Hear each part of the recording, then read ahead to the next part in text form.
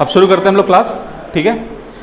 तो कल तक में जो कुछ कवर हुआ है उसमें आप लोगों को एक छोटी सी चीज़ और रह गई है समझने के लिए। वो चीज़ ये है कि जब हम लोग एवरेज क्वांटिटी की बात करते हैं तो उसमें एवरेज स्पीड हो या एवरेज वेलोसिटी हो, ये दोनों, तो हम लोगों को जब एवरेज स्पीड कैलकुलेट करना होता है तो हम लोग के फॉर्मूले में total distance by total time आएगा। मतलब जर्नी के टाइम में टोटल डिस्टेंस कितना कवर हुआ है। लेकिन जब वेलोसिटी की बात करेंगे, एवरेज वेलोसिटी, तो उस टाइम में हम लोग डिस्प्लेसमेंट की बात करेंगे, राइट। टोटल डिस्प्लेसमेंट कितना हुआ है, इसको ऐसे समझते हैं। अगर मान लो कि कोई यहाँ से जर्नी शुरू करता है और यहाँ से 5 मीटर इधर जाता है, ये 5, ये गया 5 मीटर, और यहाँ से फिर ये यहाँ पे ऐसे आता है 1 मीटर। तो जब तुम यहाँ पे आ चुके हो तो हम तुमको यहाँ पे टाइम भी दे देते हैं कि चलो ये 5 मीटर जाने में तुम 2 सेकंड लिए हो, और यहाँ से यहाँ ये जो 1 मीटर है इसको ट्रैवल करने में भी तुम 2 सेकंड लिए हो, ठीक है। तो अब यहाँ पर हम तुमसे 2 क्वेश्चन पूछ सकते हैं कि टोटल वेलोसिटी कितनी है, उसको टोटल ना पूछ के पूछेंगे एवरेज वेलोसिटी कितनी है। टोटल वेलोसिटी जैसा कुछ नहीं होता, या तो एवरेज होता है या तो इंस्टेंटेनियस होता है। अब यहाँ पर यही तो वेलोसिटी निकालनी है। तो अगर हम किसी इस क्वेश्चन में आपसे हम ये नहीं पूछ सकते कि इंस्टेंटेनियस वेलोसिटी कितनी है, हम बता ही नहीं पाएंगे, ठीक है। हाँ, ये पता है कि अगर 2 सेकंड में हर जगह पर ये एक कांस्टेंट वेलोसिटी से चला होगा, अगर चला होगा, हम लोग श्योर नहीं है, अगर चला होता तो वही वेलोसिटी इस टाइम पर भी होती, इस टाइम पर भी होती, इस टाइम पर भी होती। यहाँ पर तुमको ये पता है कि 5 मीटर चला गया है, इसको चलने में 2 सेकंड लिया है। हमको ये नहीं पता कि जब समय की वैल्यू 0.7 सेकंड थी तो उस समय इसकी वेलोसिटी क्या थी, जब समय की वैल्यू 1.2 सेकंड थी उस समय स्पीड कितनी थी। क्या पता ये 5 मीटर चलने में ये रुक के तेजी से कवर किया हो, नहीं पता। तो इसमें हमको फिलहाल वेलोसिटी का या स्पीड का डेटा पता नहीं है, सिर्फ इतना ही इंफॉर्मेशन है 5 मीटर चला है, 2 सेकंड में चला है। जैसे हम अपने वहां से यहाँ पे आए हैं तो जितने टाइम में आए हैं कितना दूर, ये थोड़ी पता है कहाँ दौड़ के आए हैं, कहाँ पैदल आए हैं, ये तो नहीं पता। सेम यहाँ पर भी है, लेकिन यहाँ पर हम तुमसे इंस्टेंटेनियस क्वांटिटी नहीं पूछेंगे, एवरेज क्वांटिटी पूछेंगे। अब उसमें 2 है ना, एवरेज वेलोसिटी और एवरेज स्पीड। अगर एवरेज स्पीड पूछेंगे तो तुम लोग क्या करोगे, 5 + 1 पूरा डिस्टेंस निकालोगे, 5 + 1 उसको डिवाइड करोगे, टोटल कितना टाइम टेकन है, right. 2 + 2 4। So average velocity this is going to be 2 + 2 4, sorry, या average speed not velocity, 5, this one and 1, total 6, 2 + 2 4, so 6/4 will be your accurate answer. Now अगर हम लोगों को एवरेज वेलोसिटी फाइंड करनी है तो उस कंडीशन में आपको टोटल डिस्प्लेसमेंट निकालना पड़ेगा।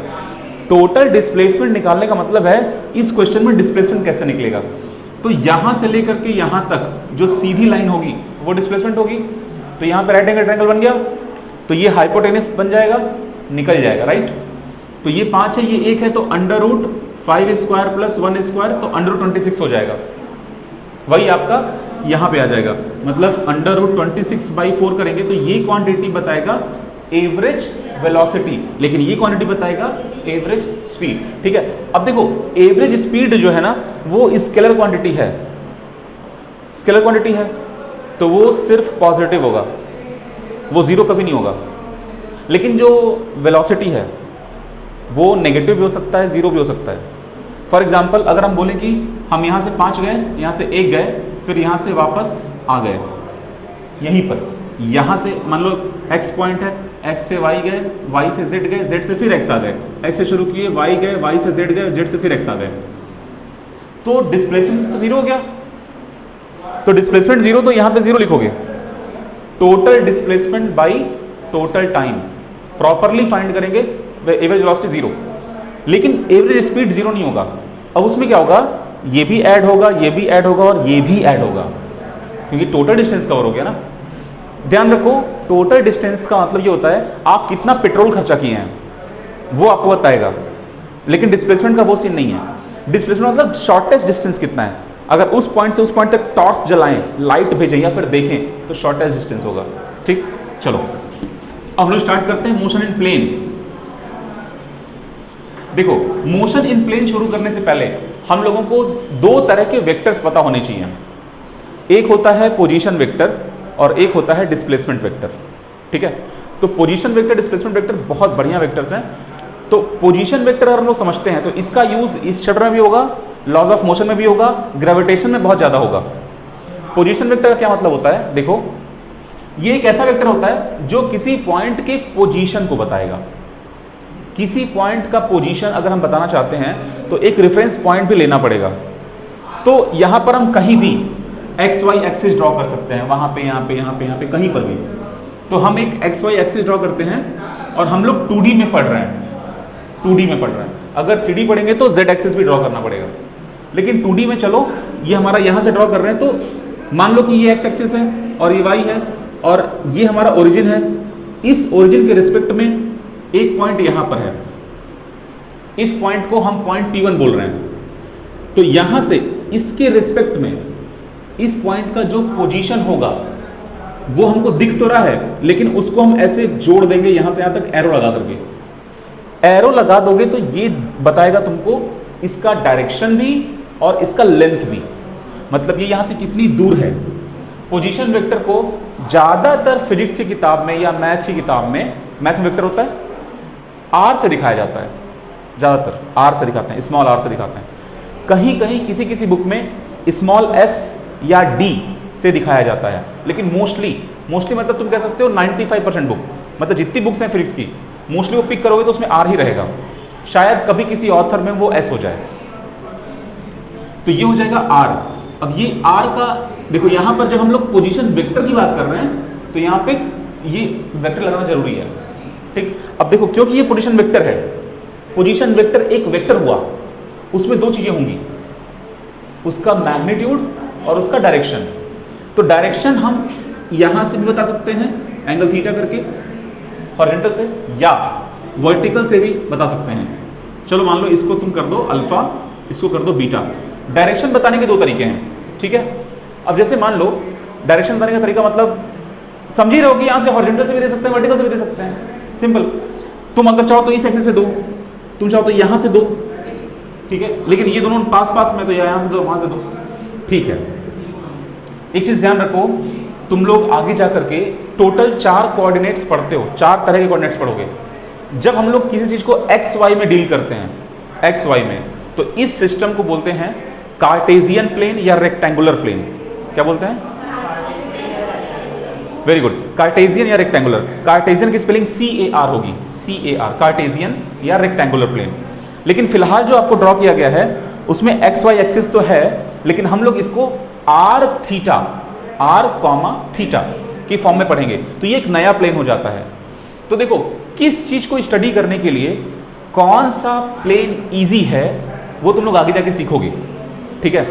तो टोटल 4 प्लेन होंगे। एक होगा तुम्हारा कार्टेशियन या रेक्टेंगुलर प्लेन, एक ये वाला प्लेन है जिसमें आर थीटा की बात करते हैं, उसको कहते हैं polar plane, POLAR, polar plane. उसके बाद एक होता है तुम्हारा सिलेंड्रिकल प्लेन, सिलेंड्रिकल प्लेन में आर थीटा जेड हो जाता है। फिर आता है स्फेरिकल प्लेन, उसमें आर थीटा फाई हो जाता है। तो ये चारों प्लेन आप लोग आगे पढ़ेंगे, अभी नहीं, इस स्टैंडर्ड में नहीं पढ़ेंगे। और उससे भी अगर आप आगे जाकर के इंजीनियरिंग रिलेटेड सब्जेक्ट्स में जाते हैं तब पढ़ेंगे। अगर आप मेडिकल में जाते हैं तो हमको आइडिया नहीं है मेडिकल का, ठीक है, शायद मेडिकल में ये सब चीजें नहीं पढ़नी होती होंगी। तो अब देखो यहां पर हुआ आर, यहां पे हुआ अल्फा। हम लोग इस आर और इस अल्फा की वैल्यू को समझेंगे। ये वेक्टर क्वांटिटी है, इस आर के पास दो चीजें होंगी, एक इसका डायरेक्शन होगा, तो उस डायरेक्शन को हम अल्फा से दिखाएंगे और उसकी वैल्यू क्या होगी, tan इनवर्स y/x। ये कैसे होगा हम समझाते हैं। और ये जो r है इसके पास इसका मैग्नीट्यूड भी होगा। तो जो मैग्नीट्यूड होता है उसको मान कहते हैं, वैल्यू, वो होता है इसका मॉड लेना। इसी को हम सिंपली r भी लिखते हैं, ठीक है। इसका ये मतलब हुआ कि ये जो एरो का लेंथ है, ये एरो का लेंथ कितना है वो हो गया स्मॉल r, और यहाँ पे ये अल्फा कितना है, ये वो चीज हो गई। अब इसी r को दिखाने का दो तरीका है। एक तरीका आप लोग अभी तुरंत समझेंगे और एक समझेंगे जब आप मैथ पढ़ेंगे कॉम्प्लेक्स नंबर, ठीक है। जिन बच्चों का बायो है वो मैथ नहीं पढ़ेंगे कॉम्प्लेक्स नंबर में, क्योंकि वो उनका मैथ नहीं है। आप में बायो किसका है? ओके, तो आप लोग कॉम्प्लेक्स नंबर नहीं पढ़ेंगे क्योंकि आप में मैथ नहीं है। तो उसको हम लोग यही समझेंगे कैसे कैसे होता है। देखो ये जो वेक्टर r है, अगर हम इस x एक्सिस में तुम लोग को बताए थे कि जो डायरेक्शन होता है, हर डायरेक्शन का अपना एक खास यूनिट वेक्टर होता है। तो इसका भी अपना एक खास यूनिट वेक्टर होगा, स्मॉल आई कैप। तो इस दिशा को हम unit vector small I cap बोलेंगे और इसको जे कैप बोलेंगे। तो इसका ये मतलब हुआ कि ये जो पॉइंट है इसमें एक्स का भी कोऑर्डिनेट है इतना सारा, राइट। अगर मान लो ये कोऑर्डिनेट को हम h, k से दिखा रहे हैं, h, k से, तो ये जो पॉइंट है इसमें x का लेंथ कितना है, h। और जब ऊपर जा रहे हैं यहां पर, तो इसमें y का लेंथ कितना है, k। ठीक, हम ऐसा कर सकते हैं कि x में जो वैल्यू है उस वैल्यू को वेक्टर बना दें, h i कैप। समझाए थे कि जब किसी वैल्यू में आप उसमें यूनिट वेक्टर मल्टीप्लाई करते हैं तो वो वेक्टर बन जाता है। तो इस h में अगर हम मल्टीप्लाई कर दें i से, तो ये बन गया वेक्टर इस दिशा में। इसी प्रकार इस k में अगर हम j से मल्टीप्लाई कर दें तो वो बन जाएगा वेक्टर उस दिशा में। दोनों वेक्टर को सिंपली ऐड कर दो तो वो बन जाएगा ये वेक्टर। इसका मतलब जो वेक्टर r है इसको हम लिख सकते हैं h i cap plus k j cap. और अगर ये 3D होता तो इसको हम प्लस कुछ और डाल के k कैप लिख देते। ठीक है, तो r की वैल्यू मिल गई। अब देखो, इसको समझने का एक और तरीका है। वेक्टर के फॉर्म में तो तुम ऐसे लिख दोगे, लेकिन स्केलर फॉर्म में अगर तुम r की वैल्यू निकालना चाहोगे, मतलब ये वैल्यू, तो वो निकलेगी पाइथागोरस से। यहां पर देखो पाइथागोरस लग जाएगा। ठीक है, जितना ये h है यहां से एक लाइन ऊपर ड्रॉ करो, तो जितना ये k है उतना ही ये k हो जाएगा। तो फिर ये यहां पे परपेंडिकुलर बन जाएगा, ऐसे करके राइट एंगल ट्रायंगल निकल जाएगा, under root h square plus k square हो जाएगा उसकी वैल्यू। ठीक है, अगर यहां से तुम ड्रॉ करते हो तो ये k हो जाएगा। तो इस r की वैल्यू निकालोगे तुम इस थ्योरम से, तो इसकी वैल्यू हो जाएगी under root h square plus k square. हम लोग को ये थोड़ा सा बैकग्राउंड जानना जरूरी है पोजीशन वेक्टर के लिए। अब यहां पर जो हम y बाई एक्स लिखे हैं, एक्चुअली इसको तुम लिख सकते हो k बाई h, मतलब ये एंगल थीटा है, ये एंगल अल्फा है, तो टेन अल्फा निकालो यहां से। टेन अल्फा क्या आएगा, ये परपेंडिकुलर और ये बेस, k बाई एच आएगा। अब टेन को उधर कर दो तो alpha is equal to ten inverse k by H आ जाएगा। समझ पाए? ठीक है, यहां पे तो कोई डाउट नहीं है, इतना टफ है नहीं है। देखो, पोजीशन वेक्टर को समझना इसलिए जरूरी है क्योंकि हर पॉइंट का हम लोग जब पोजीशन वेक्टर देते हैं तो उसमें बताना पड़ता है कि वो किसके रिस्पेक्ट में है।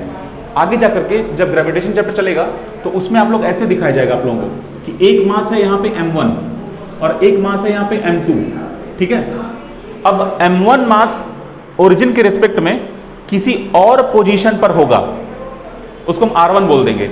ये जो m2 मास है वो इसके रिस्पेक्ट में, ओरिजिन के रिस्पेक्ट में किसी और पोजीशन पे होगा। दोनों का पोजीशन अलग है। जैसे हमारे रिस्पेक्ट में तुम कहीं और बैठे हो, तुम कहीं और, सब लोग कहीं और बैठा हुआ है, तो यहां से r1, यहां से r2। लेकिन तुम लोग एक दूसरे के रिस्पेक्ट में कितना बैठे हुए हो, ठीक है, वो चीज अगर समझेंगे तो उसको हम लोग डिस्प्लेसमेंट वेक्टर बोलेंगे। मतलब कि मान लो डिस्प्लेसमेंट वेक्टर हम क्यों बोलते हैं कि m1 को अगर हम यहां से डिस्प्लेस करके यहां ले जाएं, m1 को वहां से उठा के m2 पे ले जाएं, तो m1 डिस्प्लेस हो गया। तो m1 का वो जो नया लोकेशन है वही m2 का पुराना लोकेशन है। ले दे करके जब कोई पॉइंट डिस्प्लेस होता है, तो उसके डिस्प्लेसमेंट का वेक्टर निकाला जाता है कि वो कैसे डिस्प्लेस हुआ है। उस टॉपिक पर आते हैं। पहले ये समझो कि यहां पर ग्रेविटेशन चैप्टर में ये तुमको r1 मान लो दे दिया गया, ये तुमको r2 दे दिया गया। तो तुमको ये बताना है कि जब m1 m2 पे आपस में फोर्स लगेगा तो फोर्स वेक्टर क्वांटिटी है। ये m1 m2 को खींचेगा और ये m2 m1 को खींचेगा, तो दोनों पर जो फोर्स लग रहे हैं वो मैग्नीट्यूड में तो बराबर रहेंगे लेकिन डायरेक्शन में बराबर नहीं रहेंगे। तो जब दोनों का वेक्टर फॉर्म लिखा जाएगा, फोर्स का वेक्टर फॉर्म लिखा जाएगा, तो वहां बच्चे गलती करते हैं। वो हम लोग सीखेंगे उस चैप्टर में। ठीक है, इसको फिलहाल इतना जान लो कि पोजीशन वेक्टर निकालते कैसे हैं, ये तरीका है निकालने का। अब हम लोग चलते हैं प्लेन की स्टडी करते हैं, मोशन इन प्लेन। देखो, मोशन इन प्लेन जो होता है वही रियल मोशन होता है। जो पंखा चल रहा है वो एक प्लेन में चल रहा है। ठीक है, मतलब वो एक्स वाई एक्सिस दोनों कवर कर रहा है। जब भी तुम समझना चाहो कि यार मोशन प्लेन में है या लाइन पे है या 3D में है, तुम देखो कि वो कितना डायमेंशन कवर कर रहा है। ठीक है, जैसे हम क्लास में पढ़ा रहे हैं तो हम जमीन पे चल रहे हैं ना, तो तुम इसमें से किसी एक लाइन को x मान लो और इसके परपेंडिकुलर को y मान लो। किसी भी एक को x y मान सकते हो, तुम इसको x मान लो, इसको y मान लो। ठीक है, लेकिन यहां पर जो मैप लगा हुआ है, ये मैप दूसरे प्लेन में लगा हुआ है, ये मेरे प्लेन में नहीं है। मेरा प्लेन ये है जिसपे हम चल रहे हैं, जिसपे आप लोग बैठे हुए हैं, ठीक। और देखो, हम चलने की बात करें तो इस प्लेन में चल रहे हैं, लेकिन ये जो पोस्टर लगा हुआ है इस प्लेन में लगा हुआ है, लेकिन जो पंखा लगा हुआ है उसका प्लेन दूसरा है, राइट। तो जब प्लेन समझ रहे होते हैं तो प्लेन को समझने के लिए 2 एक्सिस सिस्टम लेना होता है। 2 एक्सिस सिस्टम लेने का मतलब यह है कि आपको डिफाइन करना पड़ेगा कि जिस प्लेन, सरफेस या दीवार की आप बात कर रहे हैं वो किन 2 एक्सिस से मिलकर बनी हुई है। अब यहां पर एक कंसीडर करते हैं कि ये जो जहां पे मेरा सामने सामने वाला लाइन है, यहां पे नीचे देखो दीवार में, इसको तुम एक्स मान लो, ठीक। फिर जो तुम लोग के साइड जा रहा है इसको तुम वाई मान लो, और जो ऊपर जा रहा है, ये कोने से जो ऊपर जा रहा है, ये कोने से जो ऊपर जा रहा है, इसको जेड मान लेते हैं। अब तुम बताओ कि जो मैप लगा हुआ है ये किस प्लेन में है? हाँ, ये एक्स हो गया, ये वाला एक्स हो गया, ये वाई हो गया, और ये ऊपर वाला जेड हो गया। तो मैप किस प्लेन में है? वाई जेड प्लेन में है। देखो, प्लेन को बताने का 2 तरीका होता है, या तो तुम बोल दो ये वाई जेड प्लेन में है, या तुम ये चेक करो कि इस प्लेन के परपेंडिकुलर कौन सा एक्सिस था, तो इसका एक और नाम हो जाएगा एक्स प्लेन। समझ रहे हो मेरी बात? अगर मान लो हम पूछते हैं कि जो मेरा बोर्ड लगा हुआ है, ये व्हाइट बोर्ड, ये किस प्लेन में लगा हुआ है? Correct, Y plane. इसका अलग तरीका क्या हुआ? एक्स जेड प्लेन, ठीक है। ये जो बोर्ड लगा हुआ है ये एक्स हो गया, मतलब ये जो एक्स हो गया हॉरिजॉन्टल, वर्टिकल जेड हो गया। तो या तो बोलो एक्स जेड प्लेन, या फिर बोलो वाई प्लेन, ठीक है। वाई प्लेन का मतलब ये हुआ कि अच्छा वाई एक्सिस इसके परपेंडिकुलर है। तो प्लेन को बताने के 2 तरीके होते हैं। बहुत सारे बच्चे यहां पे मिस्टेक कर देते हैं इसमें भी, और हम लोग जो भी काम करते हैं वो किसी ना किसी प्लेन में हो रहा होता है, ठीक है। अब दुनिया में ऐसा नहीं है कि सिर्फ 3 ही प्लेन पॉसिबल हैं, एक एक्स वाई से मिलकर बन जाएगा, एक वाई जेड से, एक जेड एक्स से, ऐसा नहीं है। दुनिया में अनंत प्लेन पॉसिबल हैं। वो डिपेंड करता है हमारी रिक्वायरमेंट क्या है। मान लो कि हमको, अब ये जो बोर्ड है, इस बोर्ड को हटा करके हमको यहां पर एक, चलो मान लो एक सीढ़ी बनानी है, एक सीढ़ी बनानी है, तो वो सीढ़ी ऐसे बनेगी, चौड़ी सी सीढ़ी दीवार ऐसे बनेगी। अब देखो, दीवार की जो सीढ़ी बन रही है वो इस पर तो बन नहीं रही है, वो तो ऐसे बन रही है। तो यहां पर अब इसकी लंबाई चौड़ाई जो सीढ़ी बन रही है उसकी अलग हो गई ना, वो एक अलग प्लेन हो गया, ठीक है। मान लो कि हम यहां से एक दीवार लेके आते हैं जो ऐसे गिराते हैं, ऐसे लेके आते हैं, ऐसे गिराते हैं, ठीक है, सरकने वाला बनाते हैं, यहां से गिराते हैं, तो ये एक अलग प्लेन हो गया, क्योंकि इसकी जो चौड़ाई है और इसकी जो लंबाई है, जो चौड़ाई है और लंबाई है, ये ना तो एक्स पे पड़ रही है, ना वाई पे, ना जेड पे। हाँ, ये बोल सकते हो कि सर ये वाली जो है ना, ये वाली ये एक्स पे पड़ रही है, ये बोल सकते हैं, लेकिन ये वाली तो वाई पे नहीं पड़ रही, ठीक है। तो देखो, अगर एक और फ्रीडम होता है, अगर ना आप 3D कंसीडर करते हैं, 3D, तो दुनिया में कोई भी प्लेन बनेगा वो एक्स वाई जेड एक्सिस में ही बनेगा। लेकिन अगर आप 2D कंसीडर करते हैं तब हर प्लेन अलग अलग होगा, हर प्लेन अलग हो जाएगा। ये देखो, ये प्लेन अलग हो गया, ये अलग हो गया, ये नीचे अलग हो गया। लेकिन अगर हम 3D कंसीडर कर लें तो ये सारे के सारे एक्स वाई जेड में ही आ जाएंगे, ठीक है। चलो, तो हम लोग अगर ये कंसीडर कर लें कि कोई हवाई जहाज उड़ रहा है, हवाई जहाज उड़ रहा है, तो जो हवाई जहाज उड़ता है ना, तो मतलब मान लो कि वो, देखो, अगर ऐसे वो उड़ रहा है, ऐसे, मतलब एक जमीन से एक ऊंचाई पे आया और वो उसी ऊंचाई पे है, वो अपने ऊंचाई को चेंज नहीं कर रहा, वो उसी ऊंचाई पे है। तो इसका मतलब ये है कि हम अगर एक लाइन ऐसे ड्रॉ कर दें, एक लाइन ऐसे ड्रॉ कर दें, तो ये प्लेन सही होगा मेरे लिए। तो यहाँ पर जो सर्कल बन रहा है वो इस और इस वाले लाइन के हिसाब से ये प्लेन बन जाएगा। मान लो कि ये एक्स है, ये वाई है, तो एक्स वाई प्लेन में ये सर्कल बनेगा। तो अब हम लोग जो भी स्टडी करेंगे उसको एक्स वाई बोल के स्टडी करेंगे, ठीक है।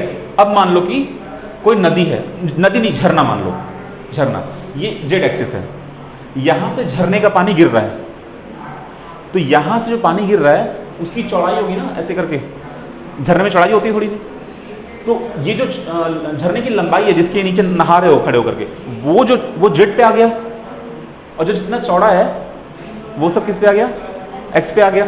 तो झरने का अगर स्टडी करना होगा तो हम जेड एक्स प्लेन में करेंगे। तो इसका ये मतलब हुआ कि जो क्वेश्चंस आपको मिलेंगे वो जरूरी नहीं कि हमेशा एक्स वाई में मिले, वो जरूरी नहीं एक्स वाई मिले, वो एक्स वाई वाई जेड कुछ भी हो सकता है। प्लेन मतलब प्लेन। अब ये टीचर लोग ज्यादातर क्या करते हैं कि जब प्रोजेक्टाइल पढ़ाते हैं ना तो उसमें वो फटाक से एक्स और वाई बना देते हैं, तो दिमाग में होता है चलो एक्स वाई ही होगा, कुछ भी करो कोई दिक्कत नहीं है। अब देखो प्रोजेक्टाइल हम हमेशा इसी टेक्निक से पढ़ाते हैं हमेशा, और आसान हो जाता है। बहुत सारे बोर्ड एग्जाम में प्रोजेक्टाइल हट गया है, लेकिन इसको समझना इसलिए जरूरी है क्योंकि ये एक कॉन्सेप्ट है और इस कॉन्सेप्ट के क्वेश्चंस आपके कंपटीशन में आ सकते हैं। अब ये प्रोजेक्टाइल पर्टिकुलर टॉपिक बहुत सारे बोर्ड में से हट गया है, लेकिन इसका ये मतलब नहीं कॉन्सेप्ट हट जाएगा, कॉन्सेप्ट तो वही लगने वाला है। तो देखो यहां से हम किसी ऑब्जेक्ट को थ्रो करते हैं, यहां पर इतना ज्यादा डिटेल इंफॉर्मेशन होता है कि बहुत सारे बच्चे, बहुत सारे टीचर्स उसको कवर नहीं करते। यहां का जो सबसे पहला डिटेल इंफॉर्मेशन है, ये जो हम एरो बना रहे हैं इसकी लंबाई कितनी रखेंगे, इतना लंबा रखें या इतना लंबा रखें या कितना लंबा रखें। देखिए 1 मीटर 2 मीटर जो भी रखना है हम बताते हैं। अभी होता क्या है कि जब कोई टीचर 11th के बोर्ड के हिसाब से पढ़ा रहा होता है तो वो डिटेल में नहीं जाएगा, वो एरो बना देगा, एंगल थीटा बना देगा, बाकी फॉर्मूले करवा देगा, 3 फॉर्मूले आर के, एच के और टाइम के कवर, सिलेबस हो जाता है। लेकिन जब आप इसको आईआईटी जेईई या नीट के लिए कर रहे होते हैं और वो भी आईआईटी के एडवांस लेवल के लिए कर रहे होते हैं तो आपको बहुत डिटेल में जाना पड़ता है। तो अब जाते हैं हम डिटेल में। देखो ये एरो का जो लेंथ बनेगा, ये लेंथ यहां से शुरू होगा, ओरिजिन से शुरू होगा ओरिजिन से, लेकिन इसकी लंबाई उतनी होगी जितना आप इसको शुरुआत में फेंके थे। अगर आप शुरुआत में फेंके तो जितना तेज ये आपके हाथ से निकला, तो मान लो कि 40 की स्पीड से निकला, कल हम बताए थे कि जैसे ही आपके हाथ से निकलता है उसकी स्पीड घटने लगती है। ऐसा नहीं होता कि पहले बढ़ेगी कुछ देर तक उसके बाद घटेगी, ऐसा नहीं होता, हाथ से छूटते ही घटने लगेगी। तो छूटते समय, जस्ट छूटते समय जो वेलोसिटी इसको मिल गई थी, ठीक है, जो वेलोसिटी इसको मिल गई थी।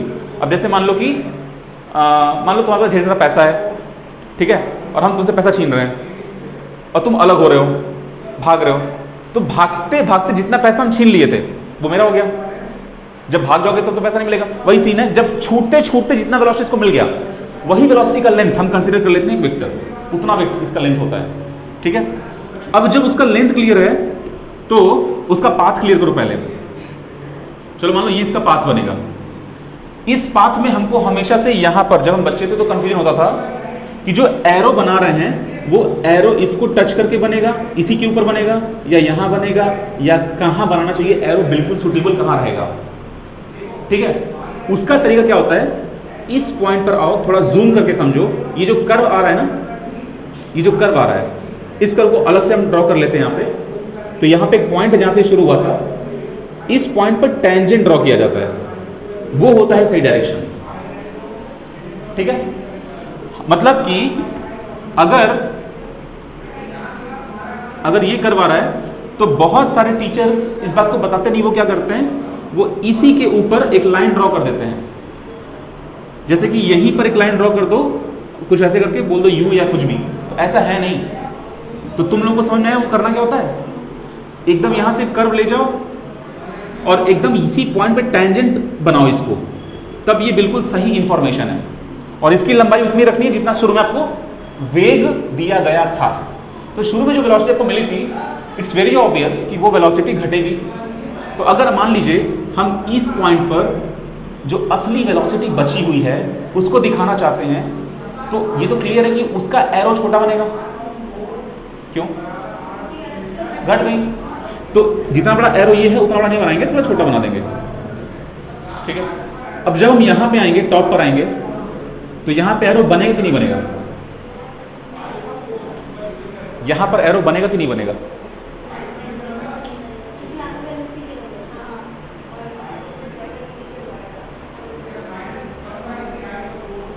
आप बताइए, आप बताइए, नहीं बनेगा, थोड़ा और सोचो।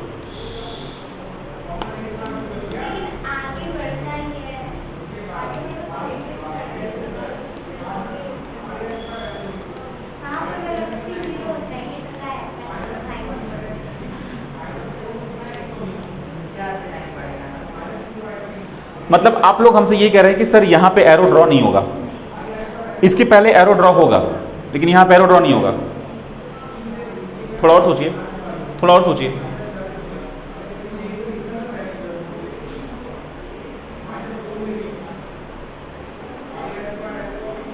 आज कैमरे में हम कैसे दिख रहे हैं? ठीक ठाक दिख रहे हैं, अच्छा है ना। देखो हम वेट कम करने पे भी ध्यान देंगे, बहुत तेजी से वेट कम कर रहे हैं। जब से आया है ना ये बहुत खिला रहा है हमको, यहाँ वहाँ सब खिला रहा है। दिन में चाट वाला आइटम 2 बार हो जाता है कम से कम, और चाय तो मतलब 3-4 बार चाय हो जाता है। अब 3 बार चाय मतलब समझ लो कितना शुगर के अंदर, तो शुगर तो कन्वर्ट होता है फैट में। ये केमिस्ट्री में तुम लोग सीख लोगे कि कैसे वो साइकिल क्या है, शुगर कन्वर्ट होगा फैट में, एनर्जी में कैसे कैसे कन्वर्शन होता है।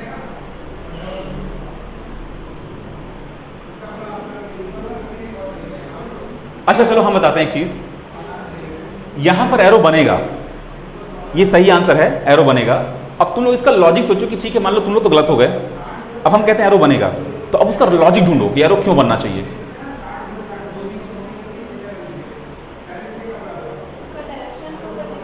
नहीं बेटा, good try, very good try.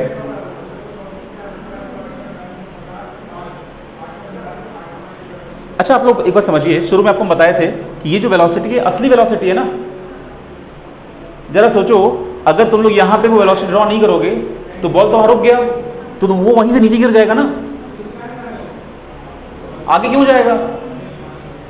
आगे जा रहा है, इसका ये मतलब है कि यहां से आगे गया तो इतनी वेलोसिटी बची थी उसके पास, मतलब यहां पे एरो बनेगा लेकिन वो सबसे छोटा होगा, बनेगा। अगर आप लोग एरो खत्म कर देते हैं इसका मतलब आप लोग वेलोसिटी खत्म कर दिए, तो फिर ये आगे क्यों जाएगा, यहीं गिर जाएगा। जैसे मान लो कि हम इसको ऐसे फेंकते हैं, तो मान लो हालांकि ये पैराबोलिक ही बनाएगा, इमेजिन करो कि हम इसको फेंके, यहां तक आया, यहां वेलोसिटी खत्म, नीचे गिर जाएगा। इसका बेस्ट एग्जांपल क्या है, वो जो रस्सी है, रस्सी में बांधो धागा, सॉरी रस्सी धागा एक ही चीज है, रस्सी लो उसमें बांधो कोई मांस बांधो और उसको ऐसे करो, ठीक है, ऐसे से घुमाओ, जैसे ऐसे घूमते घूमते ये पहुंचेगा यहाँ पे, ये पहुंचा फिर यहाँ पे।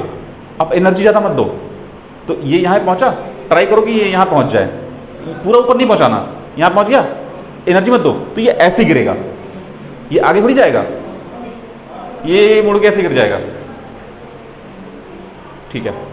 तो ये क्लियर हो गया कि ये आगे जा रहा है, इसका मतलब आगे कौन लेके जा रहा है, यहाँ पे वेलोसिटी था तभी आगे जा रहा था वो, नहीं तो अगर 0 कर दो तो यहाँ गिर जाएगा। चलो क्लियर हो गया। यहाँ पे बड़ा वाला एरो, चलो इसको V1 कर दो, जो इनिशियल वेलोसिटी U कर दो, इनिशियल में इसको U मिला था। अब बात यहाँ पे आती है कि हमको यहाँ पे शुरू में ये बताना होता है कि एंगल कितना था, तो कुछ लोग एंगल वाई यहाँ से दिखाते हैं, जो कि गलत है, ठीक है, क्योंकि एंगल आपको दिखाना है इस वेलोसिटी के साथ। तो आप कहीं भी दिखाइए, यहां से ड्रॉ कीजिए, चाहे यहां से चाहे यहां से, वो टच करना चाहिए वेलोसिटी वेक्टर को। अगर मान लो आईआईटी में यही क्वेश्चन आ गया, अब बच्चे ध्यान नहीं दिए, ऐसा क्वेश्चन आ चुका है आईआईटी में, इतना मतलब बेसिक चीज पूछेंगे ना, गड़बड़ा जाएगा। तो क्योंकि तुम खुद समझो ना, वो थीटा क्या है, वो theta initial speed, initial angle है। शुरुआत में हम कितने एंगल पे उसको मतलब प्रोजेक्ट किए थे शुरुआत में, तो शुरुआत में हम जो दिए थे वो वेलोसिटी चेक कर लो, u है, तो u कितने हॉरिजॉन्टल एंगल पर हम उसको, ठीक है ना, तो वो u से बनेगा ना एंगल, इसलिए वो u बनेगा। तो ये बन गया हमारा एंगल u से एंगल बनाओ, ये एंगल बनाओ थीटा। अब देखो, जब तुम्हारा बॉल बिल्कुल यहां पे था तो वो ओरिजिन पे मानो, बीच में एक पॉइंट यहां कंसीडर कर लो डिस्कशन करने के लिए, और ये एक इंपॉर्टेंट पॉइंट है तो यहां भी समझ लो, ठीक। देखो अब इस पे आते हैं। शुरुआत में अगर तुम देखो तो बॉल जब इस रास्ते पे चल रहा है, इस रास्ते पे चल रहा है, तो ये रास्ता जो हम ड्रॉ कर रहे हैं, हाँ एक चीज समझो, दुनिया में जितने भी मैथमेटिकल इक्वेशन लिखे जाते हैं वो सारे के सारे मैथमेटिकल इक्वेशन किसी कर्व को रिप्रेजेंट करें ऐसा नहीं होता, कुछ फालतू भी हो सकते हैं, ठीक, लेकिन जितने भी कर्व दुनिया में होते हैं उन सारे कर्व का मैथमेटिकल इक्वेशन होता है, राइट। तो यहां पर अगर तुम देखो तो एक पाथ बन रहा है, ठीक है।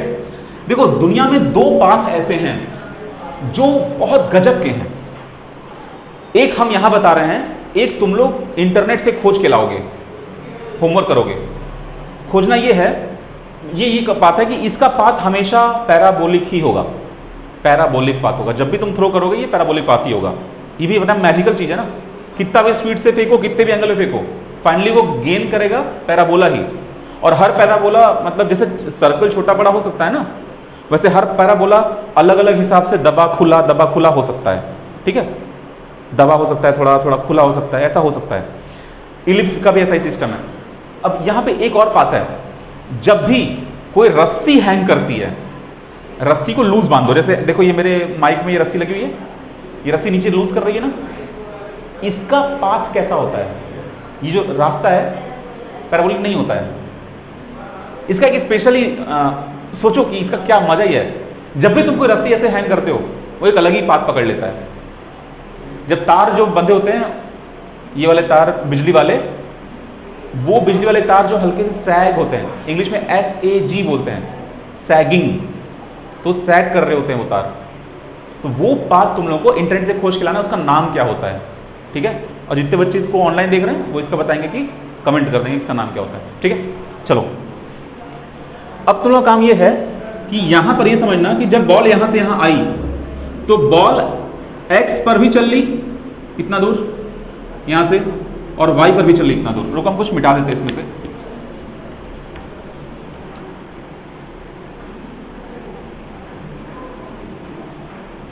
अब क्या करना है हमको, यहां पर ये बताना है कि यहां से बॉल शुरू हुआ था, बॉल यहां पे आ गया, तो इतना दूर।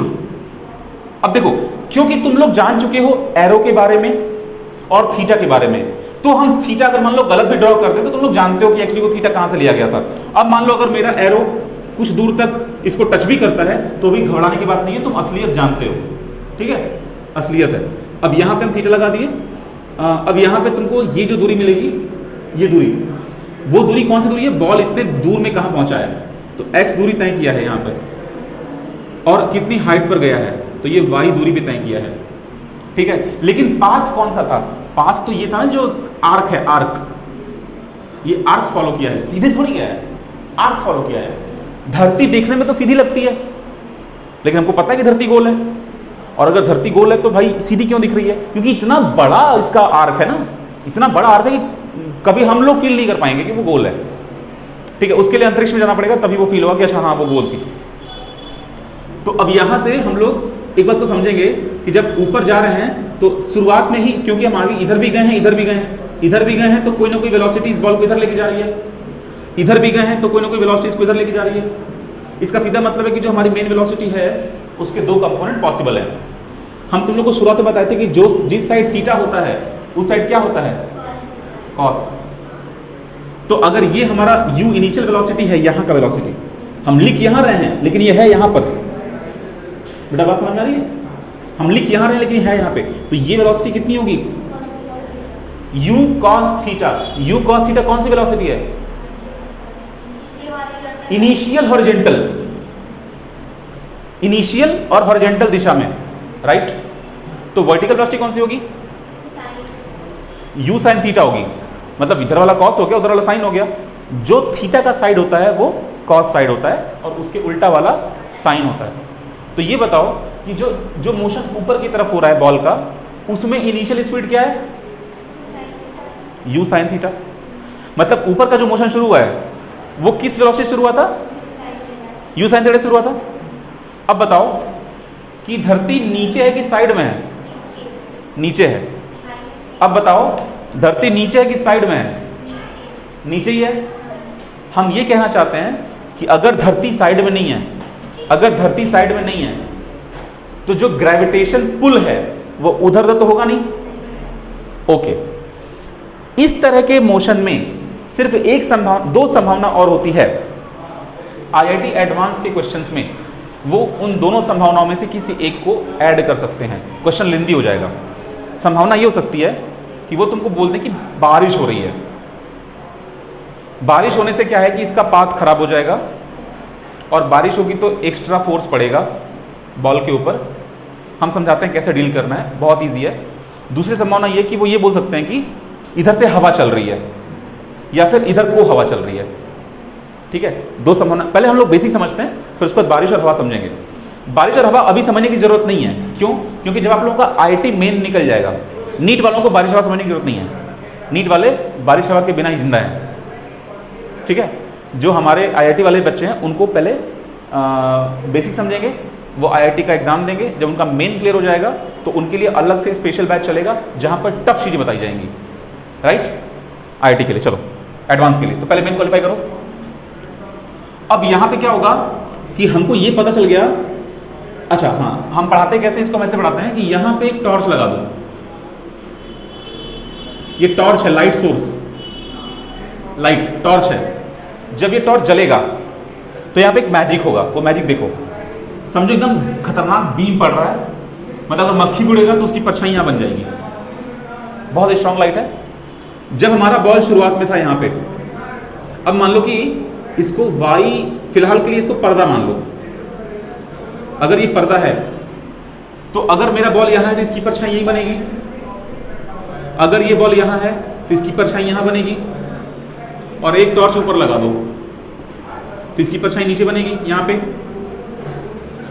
अब जब बॉल यहां पहुंचेगा तो इसकी एक परछाई यहां बनेगी, एक परछाई यहां बनेगी, जब बॉल यहां आ गया तो इसकी एक परछाई यहां बनेगी, इसकी एक परछाई, चलो मान लो यहां बन गई, ठीक। अब क्या होगा, जब बॉल नीचे आएगा तो ये परछाई तो आगे बढ़ेगी, ठीक है, लेकिन ये परछाई घटेगी, नीचे आएगी। तो इसका ये मतलब हुआ कि ये जो मेन मोशन है, इस मेन पाथ के मोशन को ना देखो, अगर तुम इसको देखो तो इस वाले रास्ते में जो मोशन हुआ है, ball real path, original path पर बॉल जितने टाइम में यहां से यहां पहुंची है, ये वाली परछाई उतने ही टाइम में यहां से यहां पहुंची है। अच्छा जरा सोच के बताओ कि ये वाला रास्ता ज्यादा बड़ा है या ये रास्ता, करो, पैराबोलिक पाथ ज्यादा बड़ा रास्ता है। अब ये बॉल यहां से यहां पहुंचा है जिस टाइम में, उतने ही टाइम में ये भी यहां से यहां पहुंचा है, तो इसका मतलब ये स्लो जा रहा है, ये स्लो जा रहा है क्योंकि ये कम दूरी तय कर रहा है और टाइम उतना ही ले रहा है। बेटा समझ में आ रहा है? लेकिन ये ज्यादा लेंथ, लेकिन टाइम दोनों का बराबर, तो कंपेयर करें तो कंपेयर करें तो इसकी तुलना में ये फास्ट है, ठीक है। अच्छा एक और चीज, इसकी वेलोसिटी जो है यहां से यहां तक घटी थी, जीरो नहीं हुई थी, घटते घटते घटते घटते घटते घटते घटते घटते यहाँ पे कुछ ना कुछ वैल्यू यहाँ पे थी, उसके बाद फिर बढ़ते बढ़ते बढ़ते बढ़ते बढ़ते बढ़ते ऐसे। अब यहाँ पे एक और ट्रिक है, यहाँ का इंफॉर्मेशन समझो, बहुत सारे टीचर्स जो आईआईटी जेईई को पढ़ाते हैं वही इसको बताते हैं, 11-12 में इसको नहीं बताया जाता। जब बॉल यहां टकराएगा, आईआईटी जेईई और नीट वाले बहुत फोकस करें, जब यहां बॉल टकराएगा तो जितने एंगल पर ये वाली वेलोसिटी थी, उतने ही एंगल पर वो वाली वेलोसिटी मिलेगी। समझ पा रहे हो हमारी बात? जितना यहां पे एंगल बन रहा है ना, ठीक उतना ही यहां पे एंगल बनेगा। अब इस वेलोसिटी के दो कंपोनेंट हो जाएंगे, एक कंपोनेंट होगा, देखो यहां पे अगर हम इसको थीटा बोल रहे हैं, इसको थीटा क्यों बोल रहे हैं? क्योंकि इसको थीटा बोल रहे हैं। देखो यहां पे कोई ट्रायंगल नहीं है, यहां पे कोई ट्रायंगल नहीं है, इसका स्वभाव ऐसा है, जितना एंगल यहां बनेगा उतने ही एंगल से वो जाके हिट करेगा, उतना एंगल यहां बनेगा। तो अगर हम यहां पे एक टेंजेंट ड्रॉ कर दें तो ये वाला एंगल और ये वाला एंगल बराबर हो जाएगा। हम ये भी कह रहे हैं कि इनिशियली में जितना वेलोसिटी था u, उतना ही वेलोसिटी आपको लास्ट में भी u मिलता है, एकदम उतना ही मिलता है u। अब इसके दो कंपोनेंट बनाएंगे, एक नीचे और एक इधर।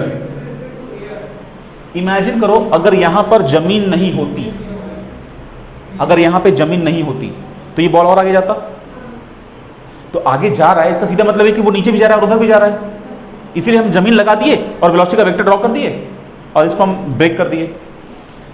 तो ये u है तो ये कितना होगा, u sin थीटा, ये कितना होगा u cos थीटा। तुम क्या देख पा रहे हो कि ये u cos थीटा से चला था और अभी भी वो u cos थीटा पे ही है, ठीक। एक चीज और देखो, ये u sin थीटा से ऊपर गया था और अभी भी u sin थीटा से नीचे आया है, लेकिन एक फर्क है इस वाले में और इस वाले में। फर्क ये है कि ये वाला जो मोशन है वो अंडर ग्रेविटी है, इसमें एक्सेलरेशन रिटार्डेशन दोनों शामिल था, इसमें कुछ नहीं है। इसमें बताओ एक्सेलरेशन या रिटार्डेशन क्यों नहीं है? हाँ, क्योंकि ग्रेविटी तो नीचे है, ये मोशन तो इस दिशा में हो रहा है ना, इस दिशा में एक्सेलरेशन, ये गाड़ी नहीं है जो कि घटा बढ़ा लेंगे, ये बॉल फेंके थे हम, उसमें इंजन नहीं है, तो ये इसके पास अपना सोर्स ही नहीं है वेलोसिटी घटाने बढ़ाने का। इसकी वेलोसिटी सिर्फ तब घटेगी बढ़ेगी जब हवा चलेगी इधर से या उधर से, तभी इसकी वेलोसिटी घटेगी बढ़ेगी। इसका ये मतलब है कि हॉरिजॉन्टल मोशन पे ये कांस्टेंट होता है। तो मतलब अगर हम ये बोलें कि इस प्रोजेक्टाइल का जो v है वेलोसिटी हॉरिजॉन्टल वाली, वो है u cos थीटा, और ये थ्रू आउट मोशन यहाँ से यहाँ क्या होता है, कांस्टेंट होता है। तो इसका मतलब जो एक्सेलरेशन है हॉरिजॉन्टल का वो क्या हो गया, 0 हो गया। तो अब यहाँ पर समझने के लिए कौन सा फॉर्मूला लगेगा, ut, सिर्फ ut लगेगा, s is equal to ut। जरा बेटा समझो ut क्यों लगेगा, क्योंकि एक्सेलरेशन तो 0 था। s इज इक्वल टू, मतलब अगर हम ये दूरी समझना चाहें तो s is equal to ut plus half at square मेरे पास फॉर्मूला है। तो एक्सेलरेशन तो है ही नहीं है, वो पार्ट 0 कर दो। कोई दिक्कत आ रही है आप लोगों को, आप लोगों को कोई दिक्कत, सब सही आ रहा है। तो यहाँ पे मान लो हम बोलते हैं कि ये यहाँ से यहाँ तक का जो पूरा दूरी है, इसको इस चैप्टर में, इस टॉपिक में क्या कहा जाता है, रेंज। तो अगर हमको रेंज निकालना है तो रेंज यहाँ ना लिखकर यहाँ लिखते हैं। अगर हमको रेंज निकालना है तो हम रेंज को क्या बोलेंगे, ut।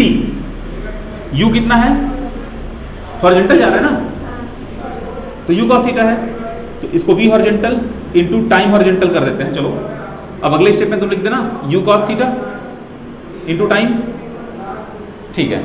चलो ये फॉर्मूला हो गया रेंज का। मतलब रेंज का कोई फॉर्मूला जानने की जरूरत ही नहीं है, simple s equal to ut लग रहा है यहाँ पे, लेकिन टाइम नहीं पता, टाइम नहीं पता।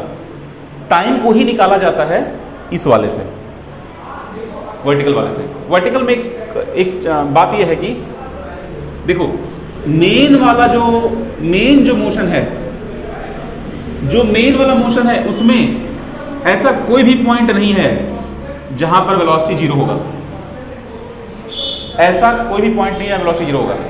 लेकिन अब तुम लोग ऐसे पोजीशन में हो कि इसका आंसर दे सको कि यहां पर कौन सी वेलोसिटी होगी। तो बेटा वो कौन सी वेलोसिटी होगी, उसकी वैल्यू कितनी होगी, चलो अच्छा ट्राई है।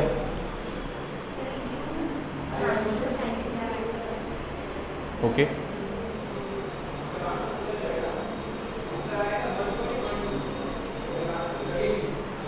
सोचिए, आप एक बार फिर सोचिए।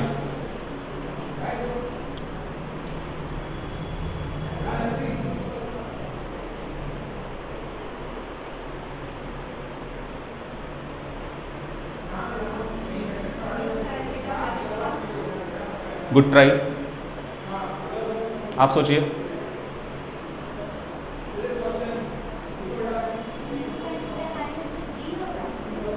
थोड़ा डायग्राम से सोचिए। सोचो कि दुनिया को बचाना है, बस अगर इसका आंसर पता लग गया तो कोड डाल दोगे लैपटॉप में और मिसाइल जो गिर रही है वो गिरनी बंद हो जाएगी, मिसाइल फूट जाएगी। इसका आंसर जल्दी सोचो, अब दुनिया तुम्हारे हाथ में है, इस सवाल का आंसर सोच लो, दुनिया बच जाएगी, जल्दी करो।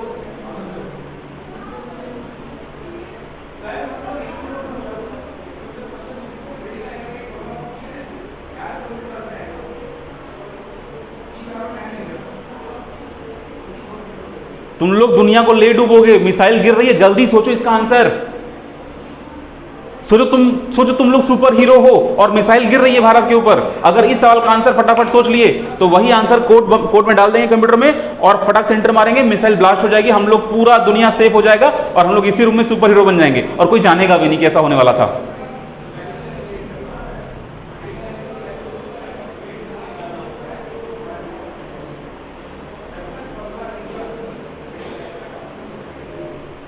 देखो हम बताते हैं, हार मान गए? हार कैसे मान जाओगे तुम लोग यार? बनारस में खड़े होकर हार मान जाओगे तुम लोग? जब तक सही आंसर नहीं आएगा हम वीडियो पॉज कर देते हैं ताकि लंबा ना हो।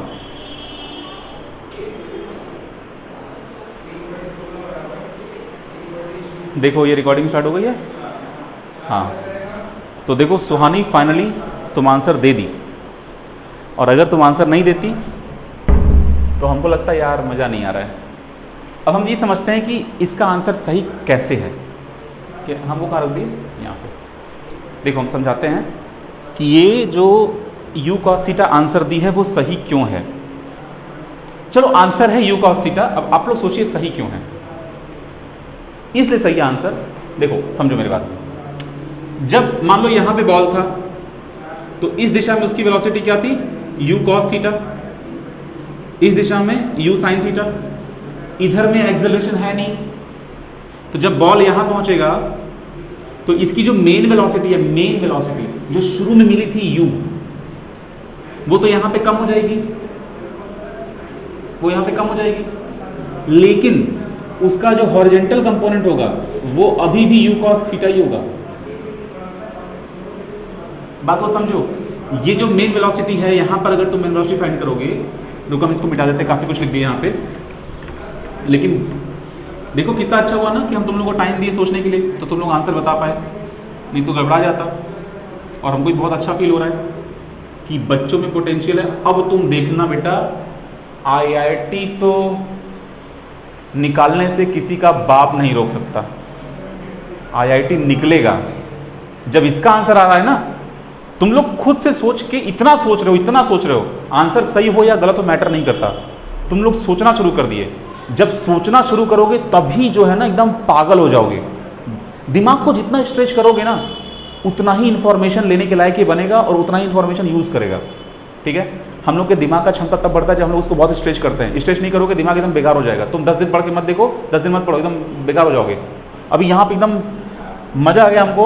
यहाँ पे देखो, अगर बॉल है तो इसका एग्जैक्ट यहाँ पर मान लो, इस पॉइंट को हम, ये दुनिया का पहला पॉइंट है, इस रास्ते का पहला पॉइंट मान लो, तो ये पॉइंट 1 है, तो पॉइंट 1 पर जो वेलोसिटी माने थे उसको u माने थे।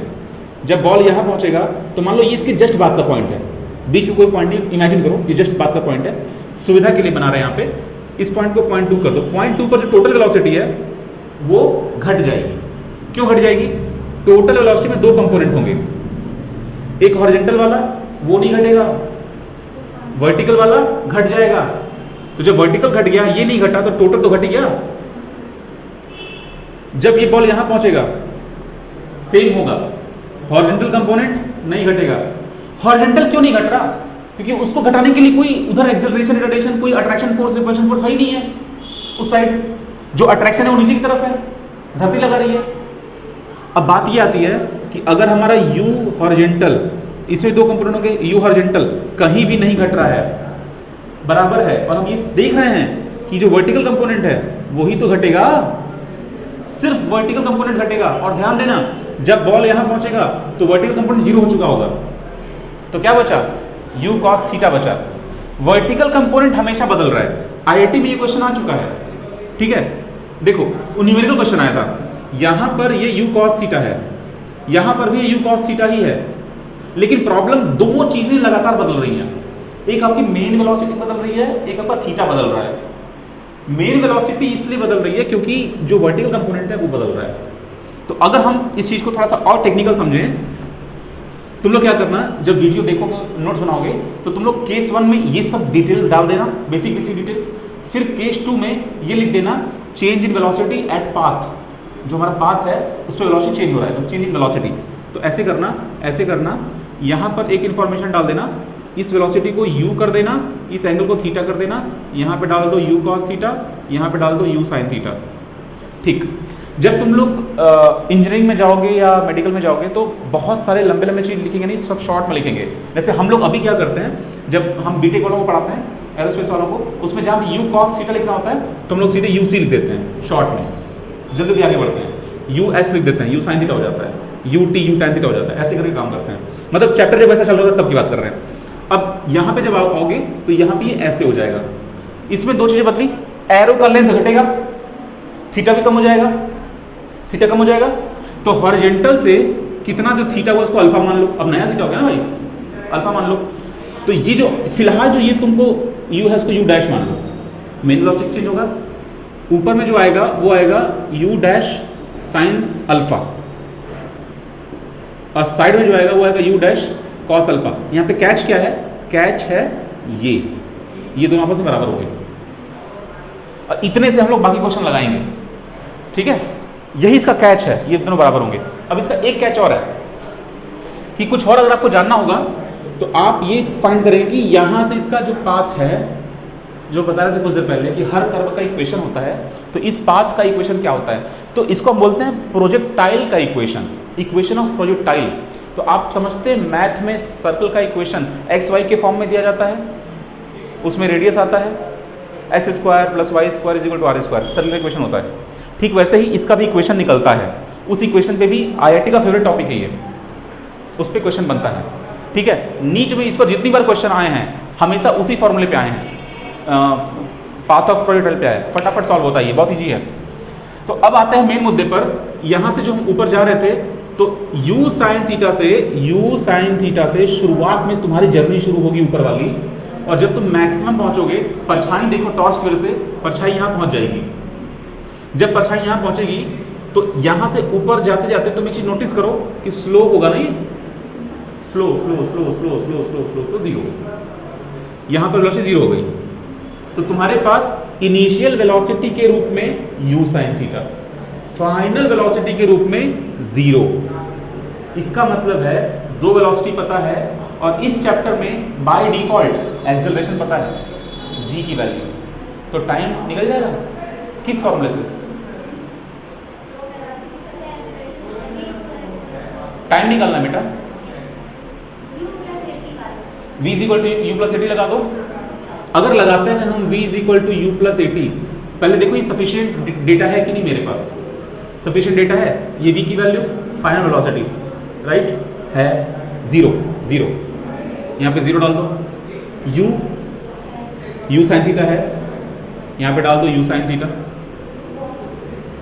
एक चेंज और करो, प्लस साइन को क्या कर दो माइनस, क्यों? हाँ देखो, जहां भी वेलोसिटी और एक्सेलरेशन उल्टी दिशा में होते हैं, अपोजिट होते हैं, जैसे इस केस में जब ऊपर जा रहे हैं तो वेलोसिटी ऊपर है लेकिन एक्सेलरेशन नीचे है, उस कंडीशन में वेलोसिटी स्लो हो जाती है और स्लो हो करके जीरो हो जाती है। तो ऐसी कंडीशन में जरा बात को समझो, अगर v बराबर u प्लस एटी लिखोगे, समझो इस बात को, बहुत इंपॉर्टेंट है। अगर इस संख्या में कोई चीज जोड़ोगे तो कभी जीरो होगी नहीं, होगी ना। तो कुछ टीचर्स को ऐसे बोलते हैं कि एक्सेलरेशन को नेगेटिव कर दो, बात तो बराबर ही है। अब समझ में आता है कि हाँ भाई सही बात है, इसमें से कुछ घटेगा तो ये जीरो हो जाएगा, तो इसलिए इक्वेशन को जीरो लिखना, इक्वेशन कब सॉरी माइनस लिखना, इक्वेशन में माइनस कब लगाओगे, जब तुम्हारा दोनों वेलोसिटी और एक्सेलरेशन अपोजिट दिशा में होंगे, वेलोसिटी ऊपर एक्सेलरेशन नीचे, या फिर वेलोसिटी इधर एक्सेलरेशन इधर, मतलब अपोजिट होना चाहिए। तो जो ब्लॉक होगा, जो ऑब्जेक्ट होगा, वो जिस दिशा में जा रहा है वो स्लो होता जाएगा, और अगर दोनों का दिशा सेम हो गया तो फास्ट होता जाएगा, राइट।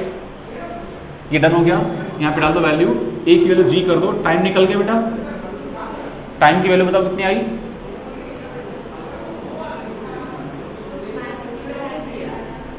टाइम की वैल्यू बताओ उस इक्वेशन से। अरे इसको उठा के उधर ले जाओ,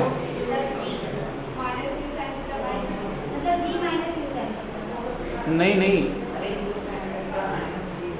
u sin theta minus gt है, इधर जीरो लिखा हुआ है, इसको शफल कर दो, इस पार्ट को उधर भेज दो, gt हो गया, g को नीचे भेज दो, टाइम निकल गया, कितना आया,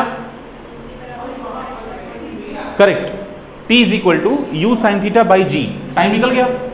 तो देखो जितने टाइम में पार्टिकल ऊपर गया है उतने ही टाइम में वो नीचे आएगा, ठीक है। तो जैसे हम लोग ट्रेन की टिकट बुक करते हैं तो उसमें ये भी लिखा रहता है कि आप रिटर्न जर्नी बुक करना चाहते हैं, तो रिटर्न जर्नी भी बुक होती है। जब ट्रेन का टिकट आप बुक करते हैं या फिर फ्लाइट बुक करते हैं तो उसमें लिखा होता है कि आप यहाँ से वहाँ जा रहे हैं, तो चलिए ठीक है, ये ऑनवर्ड जर्नी हो गया, इसको बोलते हैं ऑनवर्ड जर्नी। फिर रिटर्न जर्नी बुक करनी होती है।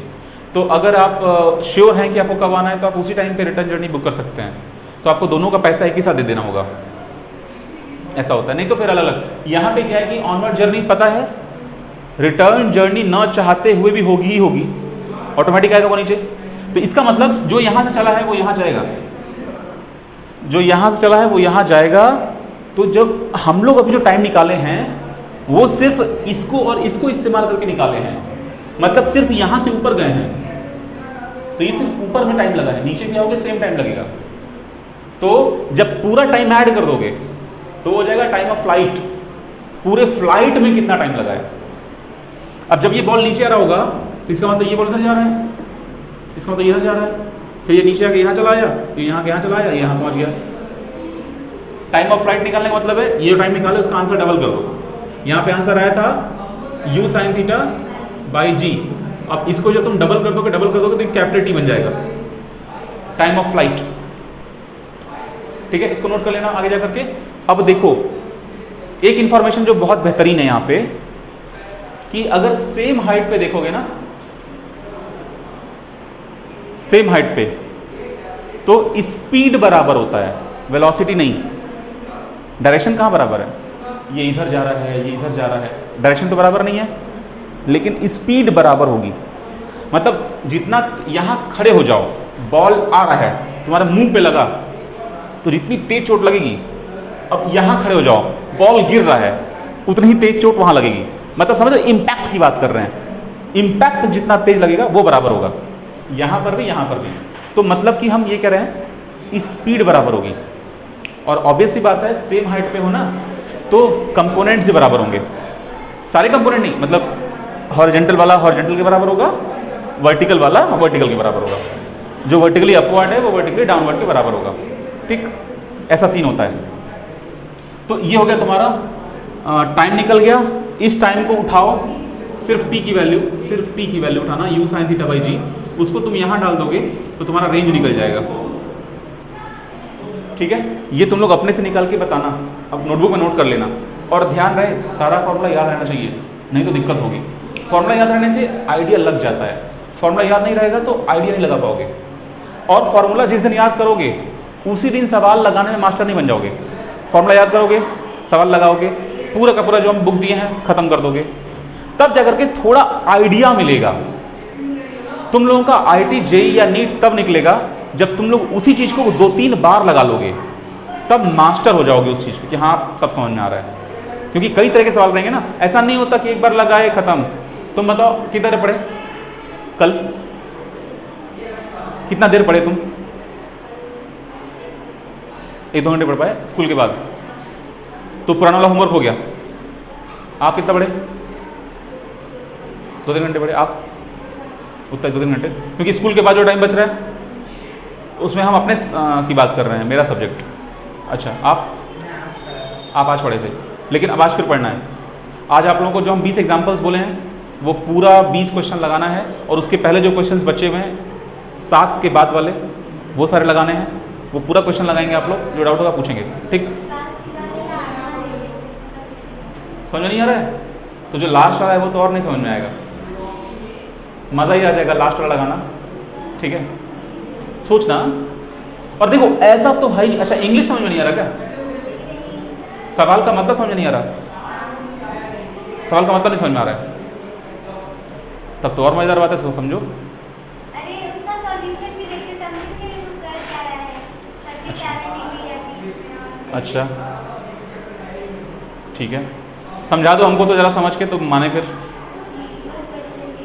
नहीं। वो क्वेश्चन तो है अपने पास, मतलब हम ये कह रहे हैं कि तुम उसका अपना पूरा दम लगा दो, उसमें दम लगा दो, तभी तो दम लगेगा। अरे लगा दो दम, दम लगा दो, लग जाएगा दम, सॉल्व हो जाएगा। देखो अभी आखिर आया ना आंसर, क्लासरूम से आंसर आता है, हम जानते हैं। हम बता रहे हैं हमको कब बिलीव हुआ था कि हमको फिजिक्स आती है। जैसे बिलीव करना होता है ना कोई चीज, आगे जाकर के एक क्वेश्चन, एक चैप्टर आएगा जिसमें आप लोग पढ़ेंगे मोमेंट ऑफ इनर्शिया। तो जब तक क्लास में सारे बच्चे पढ़ रहे थे तब तो सब बच्चे एक जैसे थे, तो सब बच्चे, कोई टेस्ट में अच्छा कर रहा है, कोई क्लास में अच्छा कर रहा है, कोई क्वेश्चन का आंसर तुरंत दे देता था।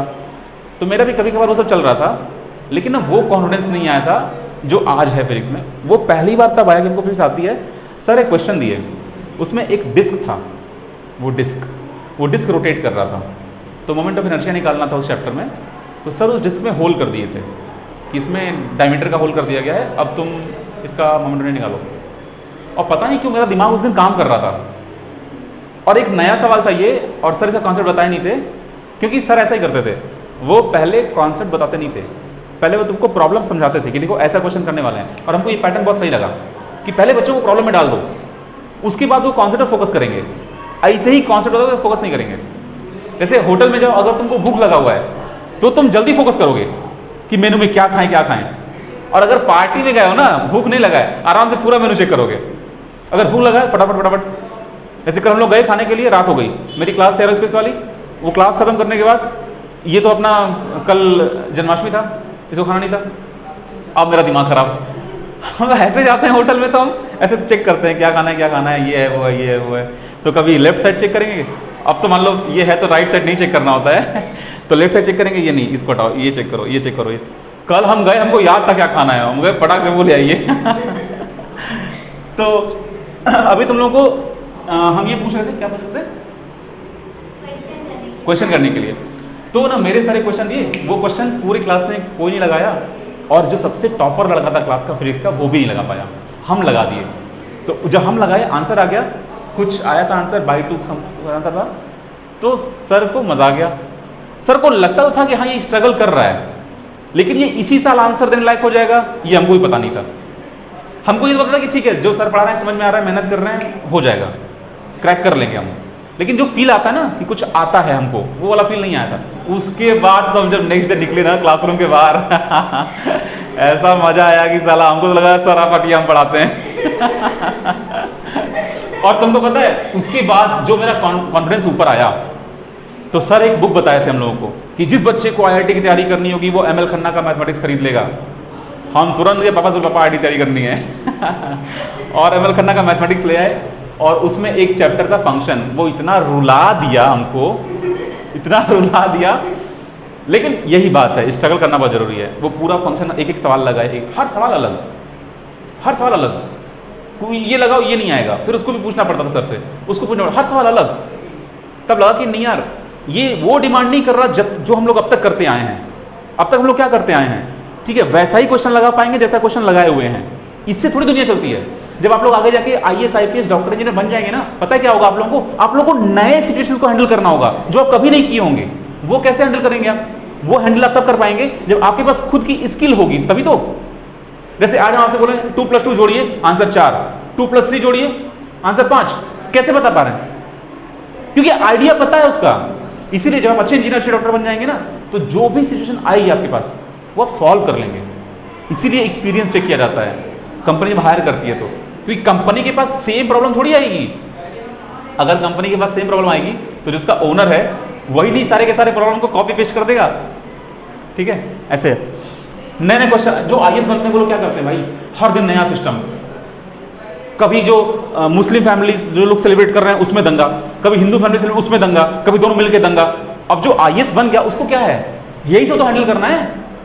और ये भी नहीं कि ठीक है यूपी का कंडीशन कुछ और है, हर का अलग कंडीशन है। अब तुम अगर आगे आगे आईएएस बनते हो तो तुम लोग को हर दिन सेम थोड़ी मिलेगा। क्या पता चला कि वहां दंगा सुलझा के आए, तब तो उधर से मंत्री का फोन आ गया, क्या कर दिए तुम सोचो कितना क्रिटिकल लाइफ होता है। उसकी शुरुआत आज से होती है, आज से ही शुरू करना है। मेहनत, प्रेशर लेना जरूरी है, pressure low.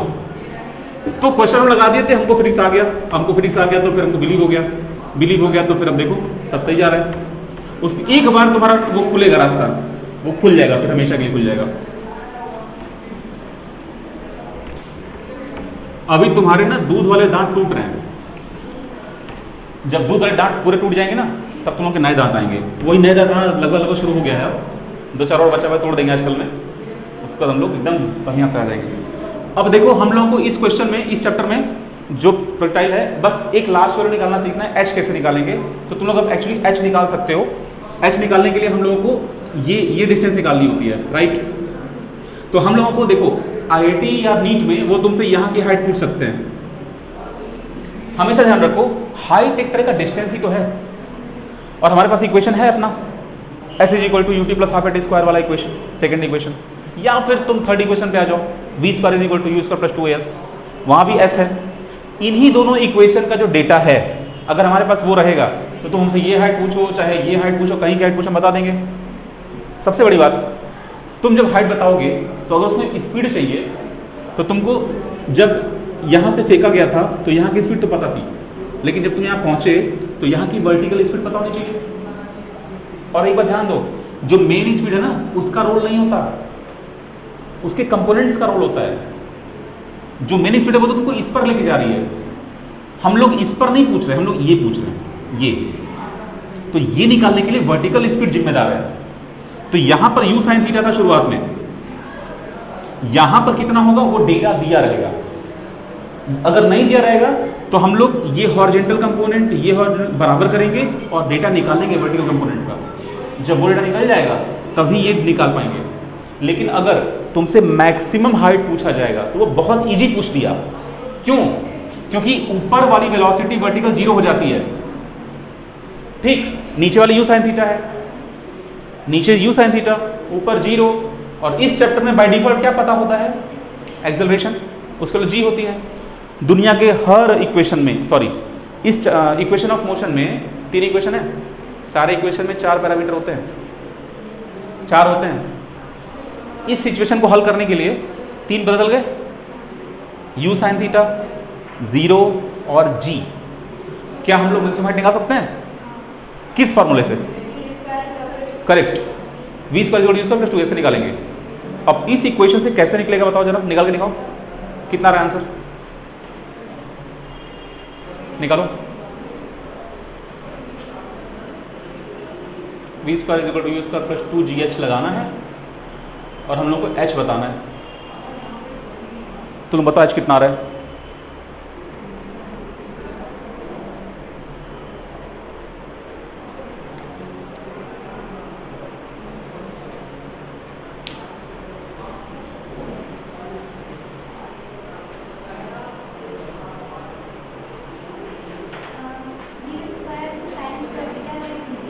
Very good, u square sine square theta by 2g आ रहा है। आप लोग ट्राई कीजिए, आएगा, ट्राई कीजिए, आएगा। हाँ, इधर उधर करके देखो, रफ वर्क करो।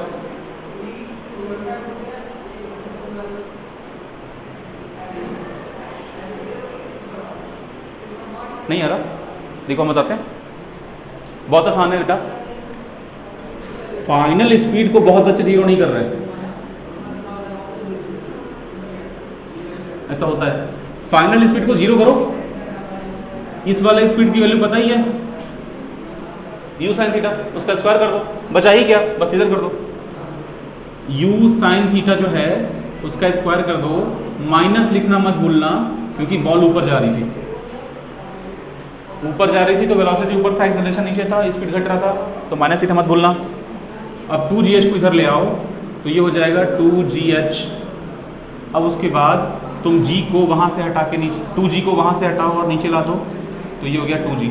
ये तुम्हारा आंसर हो गया u square sine square theta by 2g। ठीक है, इस चैप्टर में एक और फॉर्मूला काम आता है मैथ का। जब भी तुम्हारे पास 2 साइन थीटा कॉस थीटा होता है तो तुम उसको साइन 2 थीटा लिखते हो। ठीक है, 2 sine theta cos theta, cos 2 theta, sorry sine 2 theta लिखा जाता है। ठीक है, साइन 2 थीटा इसका फॉर्मूला होता है, इस पर यूज होता है इस चैप्टर में। तो देखो तुम लोग टाइम पीरियड निकाल लिए, रेंज निकाल लिए, मैक्सिमम हाइट निकाल लिए। ये चूजों वाला क्वेश्चन है, इसको करने में मजा नहीं आएगा। हम लोग को करना है बढ़िया क्वेश्चन जिसमें कुछ सीखने को मिले। अब बताओ अगर इसी पे हम एक तो सिमिलर क्वेश्चन दे दें, तुम लोग फॉर्मूला पुट कर दो, हीरो बन जाओ, उससे कुछ नहीं होगा। तुम लोग का दिमाग चलना चाहिए, जब दिमाग चलेगा तो थकोगे, भूख लगेगी, खाओगे। चलो खाने का प्रबंध हम कर देते हैं। ये काम हो गया। अब हम लोग देखो इसमें हम लोग छाते वाला क्वेश्चन कर लिए हैं, वो 2D के अंतर्गत आता है। छाते वाला रिलेटिव वेलोसिटी है, वो 2D में भी है ना, क्योंकि उसमें 2 वेलोसिटी कंपोनेंट आ जाते हैं। ठीक है, वो 2D में भी है, 2D में भी है। और तैरने वाला भी था, बोट वाला भी था, वो भी 2D में आता है क्योंकि उसमें 2 वेलोसिटीज होती हैं। लेकिन उसको हम लोग उसमें इसलिए कर लिए थे क्योंकि उसमें एक्सेलरेशन का कॉन्सेप्ट होता नहीं है, एक्सेलरेशन होता नहीं, आराम से कर लिए थे हम लोग। तो छाते वाला, तैरने वाला, ये सब तुम्हारे उसमें दिया गया है, वो सब सवाल लगाने हैं। ठीक है, इसमें बस इतना ही होता है। इसके जो टफ क्वेश्चंस हैं जब हम वो करवाएंगे ना, जब आप लोग करेंगे तो फिर हम डाउट आएगा तब इस पे करवाएंगे, तब मजा आएगा। आप लोग पहले अपना दम लगा लीजिए। ठीक है, अभी हम लोग कुछ और देखते हैं इस चैप्टर में, प्रोजेक्टाइल में और टेढ़े मेढ़े कैसे क्वेश्चन बनते हैं। देखो, और टेढ़े मेढ़े क्वेश्चन ऐसे बनेंगे कि अगर आप अभी तो जमीन से आप बॉल फेंके तो जमीन पे आए आप, ये सीन हम लोग कर लिए। अब आपके नीट में और IIT के एग्जाम में ये जो सरफेस है ना, अब ये कुछ बच ही नहीं रहा इनके पास, हर बार एक ही सवाल दे रहे हैं, ये खिलवाड़ करेंगे हमारी ज़िंदगी के साथ। ये क्या करेंगे, इस सरफेस को ही टेढ़ा कर देंगे, बोलेंगे इसको ऐसे कर देते हैं, अब इसके ऊपर फेंकते हैं और ये एंगल थीटा दे देंगे।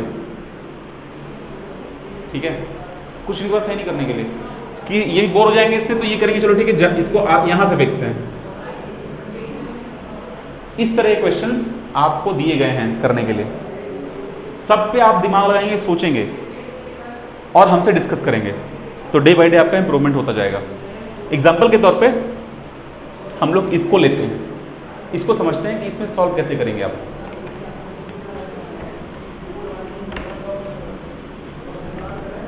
देखो यहां पे एक घर हो गया, इसकी कुछ ना कुछ हाइट हो गई, यहां से एक बॉल फेंक रहे हैं, तो शुरुआत में हम इसको जो स्पीड दिए थे at any angle theta from horizontal, ये स्पीड हम यू कर दे रहे हैं। अब उसके बाद ये ऐसे जाएगा अपना बना करके पाथ, यहां तक आएगा, उसके बाद ये नीचे आएगा क्या,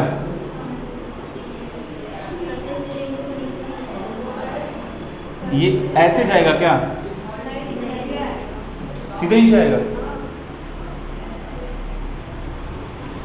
अभी हम लोग अभी कुछ देर पहले बताए हैं कि जैसे यहां एरो बन रहा है वैसे ही वहां एरो बनेगा, अगर ये टेढ़ा है तो वहां भी टेढ़ा बनेगा। तो अगर आप इस यहां पे जमीन अगर नहीं है ना, तो ये इसी पाथ को फॉलो करते हुए आगे चला जाएगा। ठीक है, मतलब स्ट्रेट में आगे नहीं जाएगा, पैराबोला पर आगे जाएगा। ये पैराबोला है ना, तो ये पैराबोला पे ही आगे जाएगा, ये कर्व है, ये स्ट्रेट नहीं है, पैराबोला पर ही आगे जाएगा।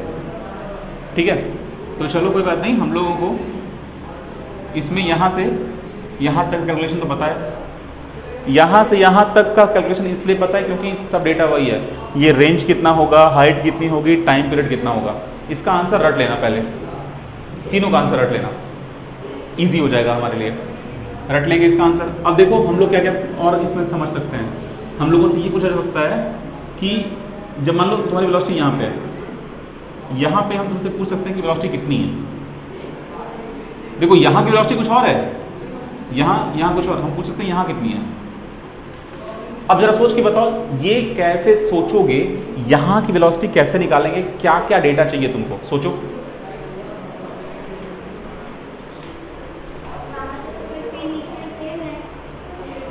इनिशियल सेम है, ठीक है, ठीक है,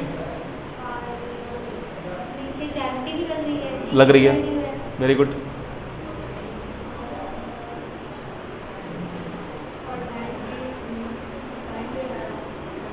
ठीक है,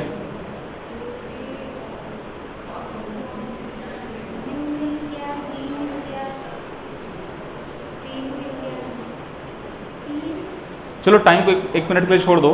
तुम्हारे पास यू तो है, कैसे यू है बताओ,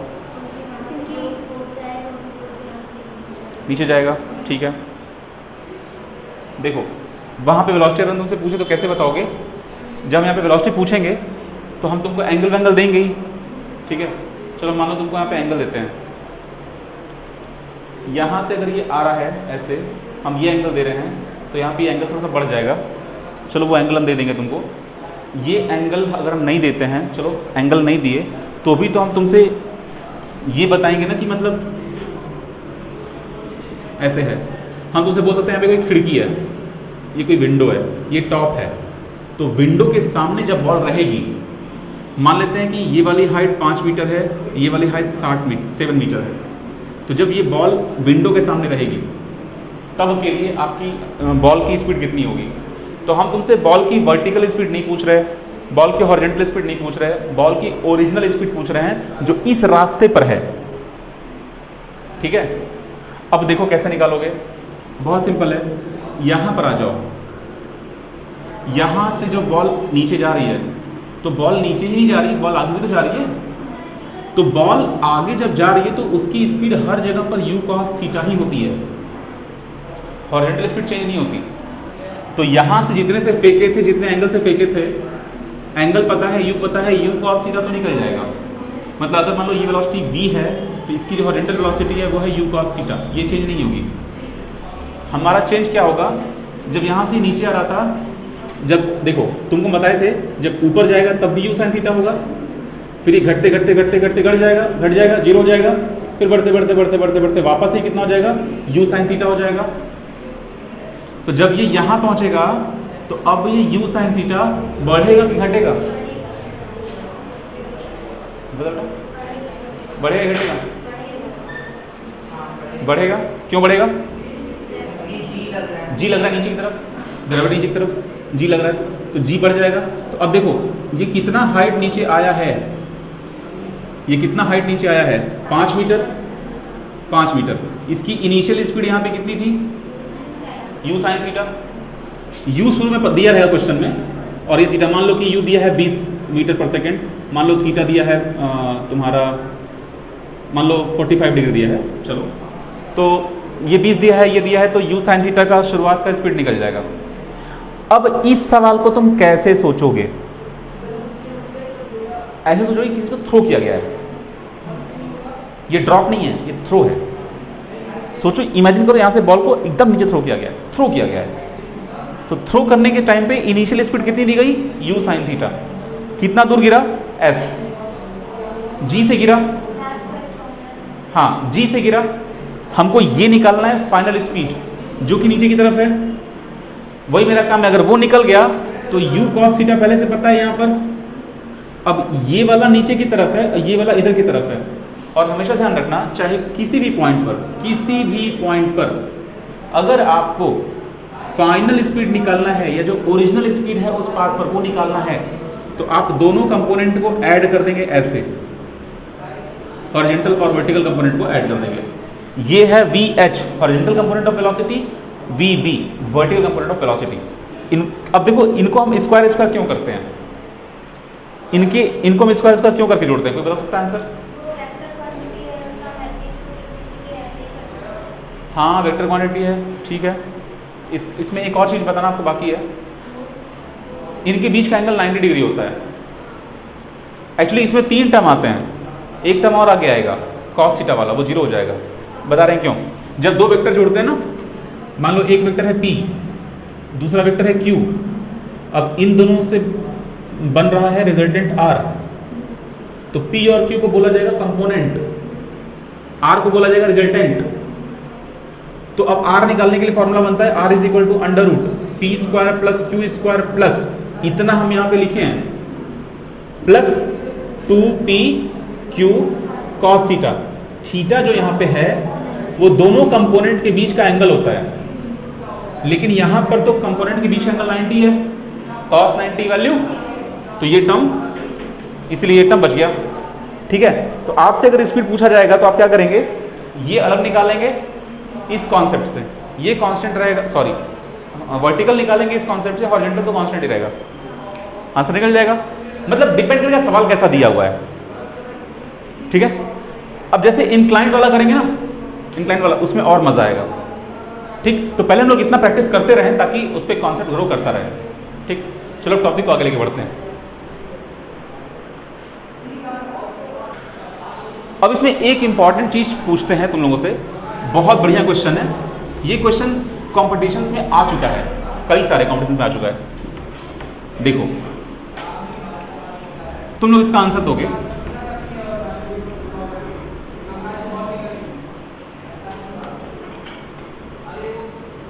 ये कोई बिल्डिंग है, जमीन से किसी हाइट पर है, यहां पर एक बॉल है, उसको हम फेंक रहे हैं कुछ अलग अलग तरीकों से। आपको बताना है कि जब बॉल जमीन पे आएगी तो सबसे ज्यादा तेज कौन सी बॉल हिट करेगी जमीन को। केस 1 एग्जैक्ट हॉरिजॉन्टल फेंका गया है और इसकी स्पीड थी 20 मीटर पर सेकेंड, और इसको किसी एंगल हॉरिजॉन्टल से 30 पर फेंका गया है 20 मीटर पर सेकेंड, और इसको ऊपर फेंका गया है किसी एंगल 45 डिग्री से, हॉरिजॉन्टल से 45, और इसको भी फेंका गया है 20 मीटर पर सेकेंड से। आपको बताना है ये हुआ केस 1, ये हुआ केस 2, ये हुआ केस 3। किस केस में जब बॉल जमीन पे टकराएगा तो सबसे ज्यादा स्पीड किस बॉल की होगी।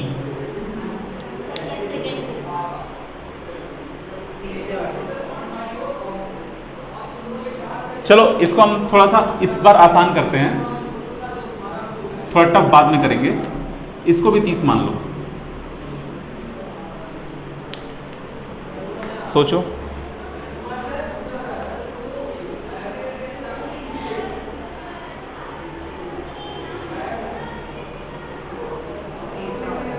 क्या बेटा? तीसरा सबसे तेज टकराएगा, दूसरा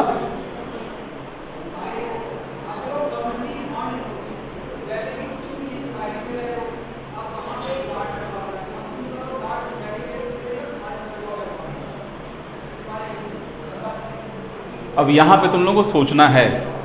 हम कैमरा पॉज करते हैं क्योंकि फालतू रिकॉर्डिंग ना हो, नहीं तो ऑनलाइन वाले बच्चे भड़क जाएंगे।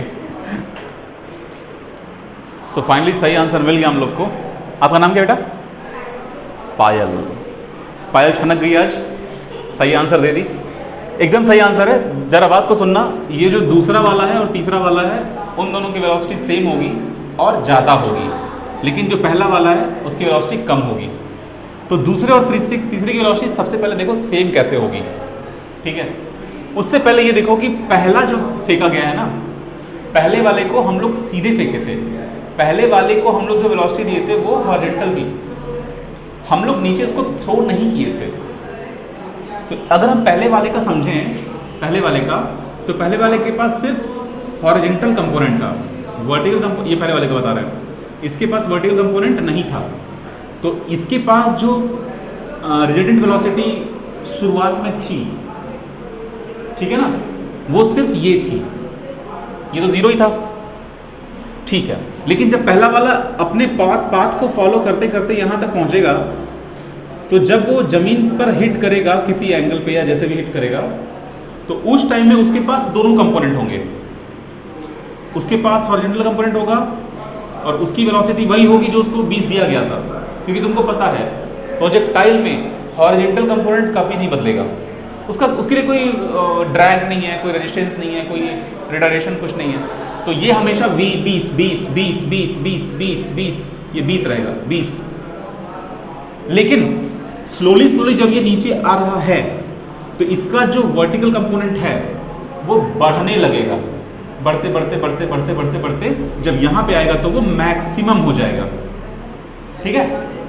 चलो मैक्सिमम हो गया, हम मान लेते हैं कि यहां पे इसका vertical component v vertical max, ठीक। अब इन दोनों को आपस में वेक्टर सम कर देंगे, अंडर रूट स्क्वायर वाले को जोड़ के, तो फाइनल आंसर आ जाएगा। इसका अलग समझ लिए।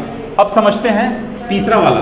जब तीसरा वाला ये आसमान में ट्रेवल करके जब यहां पहुंचेगा, मतलब इसके सीधे में जब पहुंचेगा, तो बिल्कुल इसकी तरह हो जाएगा। इसको पहले उधर फेंका गया था, अब ये नीचे गिरेगा। तो जब ये नीचे गिरेगा तो तुम लोग पहला नोट कर लेना पहले, फिर ये देखना तीसरा वाला बता रहे हैं यहाँ पे। अब जब ये यहाँ गिरेगा तो ये बिल्कुल ऐसे ही गिरेगा जैसे दूसरा वाला गिर रहा है, क्योंकि ये नियम होता है प्रोजेक्टाइल का कि जब आप सेम हाइट पे रहेंगे तो आपकी वेलोसिटी सेम रहेगी। और इस यहाँ पर 20 से फेंका गया था, 20 से फेंका गया था, 30 और 30 से फेंका गया था, राइट। इसलिए हम ऐसा कह रहे हैं। अगर मान लो हम एंगल चेंज कर देंगे ना, तब वो कॉन्सेप्ट नहीं काम करेगा। हम शुरू में 45 दिए थे, इसलिए नहीं दिए, इसलिए हम उसको 30 कर दिए कि अभी पहले बेसिक समझ लो। तो यहाँ से जब ये वेलोसिटी इधर नीचे जाएगी, जैसे यहाँ से ये नीचे जा रही है तो 20 से जा रही है, तो ये भी किससे जाएगी, 20 से जाएगी, ये एंगल हो जाएगा 30। अब ये एंगल 30 क्यों हुआ, बहुत लोगों को नहीं समझ में आ रहा, वो हम शुरू में बताए थे कि यहाँ से जब जाओगे तो जितने एंगल से जा रहे हो, जब लैंड करोगे तो उतने एंगल से ही लैंड करोगे। अब देखो ये जो 20 हुई है, इसका एक कंपोनेंट इधर, एक कंपोनेंट इधर। अब ये जीरो है क्या, ये कंपोनेंट जीरो है क्या, लेकिन पहले वाले में तो ये जीरो था, पहले वाले में तो वर्टिकल कंपोनेंट था ही नहीं। तो इसका मतलब ये जो केस था ये ड्रॉप का था, लेकिन ये जो केस है ये थ्रो का है। थ्रो और ड्रॉप दो चीज होती है। तो जब हम इसको शुरू में ही थ्रो कर दिए हैं, तो जब ये पहुंचेगा जमीन पर तो इसका जो वर्टिकल कंपोनेंट होगा वो और ज्यादा होगा ना, इसके तुलना में ज्यादा होगा। ये समझ में आ रहा है कि नहीं? यहां पे जो दूसरा वाला है वो बिल्कुल तीसरे वाले की तरह होगा। इसमें भी शुरुआत में यहां पे दो कंपोनेंट हैं, तो हॉरिजॉन्टल छोड़ दो, वर्टिकल वाला बढ़ेगा बढ़ेगा बढ़ेगा बढ़ेगा। जब ये कहीं पे नीचे गिरेगा तो उसका जो वर्टिकल कंपोनेंट होगा वो ज़्यादा होगा इसकी तुलना में, पहले वाले की तुलना में। और ये वाला का वर्टिकल, ये वाले का वर्टिकल बराबर होगा। तो 2 और 3 सेम स्पीड से टकराएंगे जमीन पे। अंतर को समझो, यहां पर हॉरिजॉन्टल कंपोनेंट सीन नहीं क्रिएट कर रहा है, सबके हॉरिजॉन्टल कंपोनेंट मतलब सॉरी दूसरे और तीसरे वाले के हॉरिजॉन्टल बराबर है और दूसरे तीसरे के वर्टिकल भी बराबर है। और जब वो नीचे आया तो हम लोग का वर्टिकल कंपोनेंट बढ़ गया, पहले वाले से कंपेयर किया हम लोग। सबसे समझ में आया? अब बताइए, सब समझ में आया? दूसरा तीसरा बराबर आपस में और वो सबसे ज़्यादा है। अगर मान लो हम इसको एंगल को अप कर दें 45, तो जानते तुम क्या सोचना है? ये सोचना है कि जब यहाँ पे आएगा तो ये 45 हो जाएगा। इसको तीसरे वाले को सोचो, 45 हो गया। चलो आंसर नहीं बता अभी कौन ज़्यादा है, देखते हैं। ये 45 हो गया, तो इस 45 की वजह से ये जो वर्टिकल कंपोनेंट है ये 45 sin 45 हो गया, ठीक है। लेकिन अगर दूसरे को देखो तो इसका वर्टिकल कंपोनेंट कितना है? 20 sin 30 है दूसरे वाले का वर्टिकल कंपोनेंट। अब देखो ये ज़्यादा है, ये ज़्यादा है। अब देखो तुम डाउट में आ सकते हो, सॉरी हम गलती लिख दिए यहाँ पे, ये 20 होगा sin 30 और sin 45। अगर नहीं समझ पा रहे तो ये समझो, sin 0 पे 0 होता है, 90 पर 1 होता है, मतलब जब जाओगे 0 से 90 तो बढ़ता जाएगा, वैल्यू बढ़ रही है। तो इसकी वैल्यू ज़्यादा है, इसकी वैल्यू ज़्यादा है, इसकी ज़्यादा है, तो ये आंसर ज़्यादा आएगा। इसका सीधा मतलब हुआ कि इसको तेजी से थ्रो कर रहे हो नीचे, तो ये तेज टकराएगा। अपने वर्टिकल कंपोनेंट की वजह से इसका टोटल स्पीड जो अंडर रूट से निकालते हैं वो ज्यादा होगा। समझ में आया? ठीक है। अब बताना जरा, एक चौथा केस लेते हैं, इसको 30 कर दो, दूसरा वाला केस 30 पर है, पहला वाला केस 0 पर है, हॉरिजॉन्टल है, ये 45 पर है। इस बॉल को ऊपर फेंकते हैं, चौथा केस एग्जैक्टली ऊपर, और अब सारे के सारे धड़ाधड़ जमीन पे गिर रहे हैं। तो अब सबसे तेज कौन गिरेगा? इसको 20 से ऊपर फेंका गया है।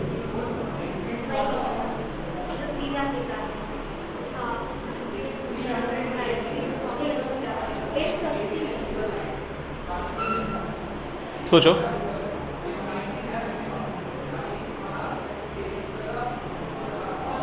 सोचो, बहुत बढ़िया क्वेश्चन है। 1 2 3 4 में से सबसे तेज जमीन पे कौन आएगा? सबको स्पीड 20 दी गई थी, सबको 20 दी गई थी, और एंगल था दूसरे वाला 30 डिग्री पे था, तीसरा वाला 45 डिग्री पे था, जो डायग्राम देख रहे हो। बताओ, तीसरा फास्टेस्ट होगा अभी भी?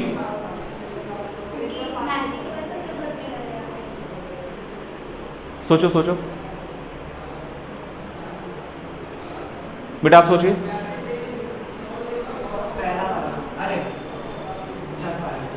चौथा वाला फास्ट होगा,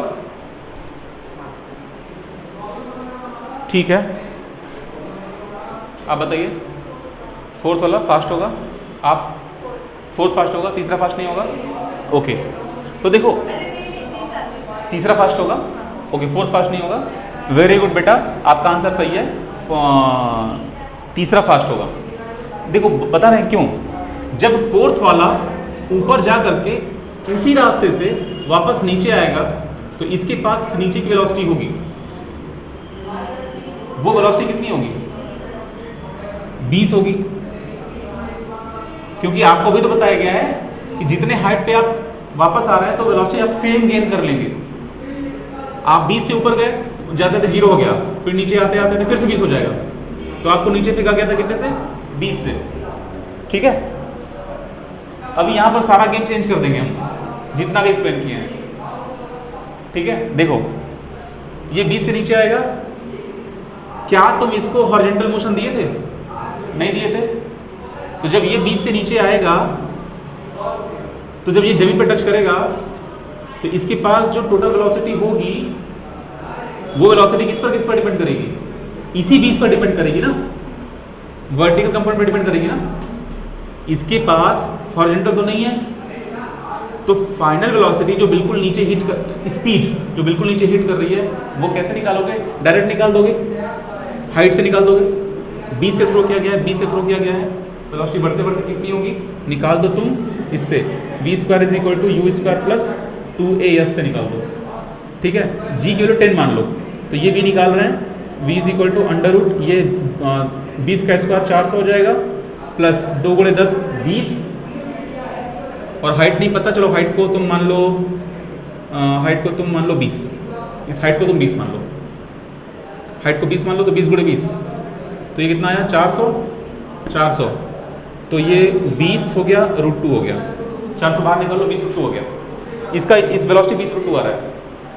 अब देखो यहाँ पे एक चीज और है, अगर सबका वर्टिकल कंपोनेंट चेक करोगे, अगर सबका वर्टिकल कंपोनेंट चारों का चेक करोगे, तो इसका सबसे ज्यादा आएगा, जो चौथा वाला केस है, क्योंकि इस चौथा वाला जो सबसे ज्यादा आ रहा है, बात यह है ना कि चौथे वाले के शुरुआत में साइन कॉस नहीं लगा था, यहाँ पे ये 20 से नीचे आ रहा था, लेकिन ये जो तीसरा वाला है और दूसरा वाला है, उनके साथ साइन लगा हुआ था।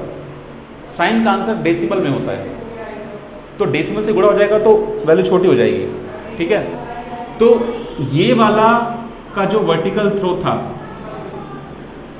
ये वाले का वर्टिकल थ्रो इससे ये कम है, लेकिन दूसरे वाले से ज़्यादा है, क्योंकि दूसरे में साइन 30 लगा हुआ है, साइन 30 वैल्यू कम है, ये वैल्यू ज़्यादा है।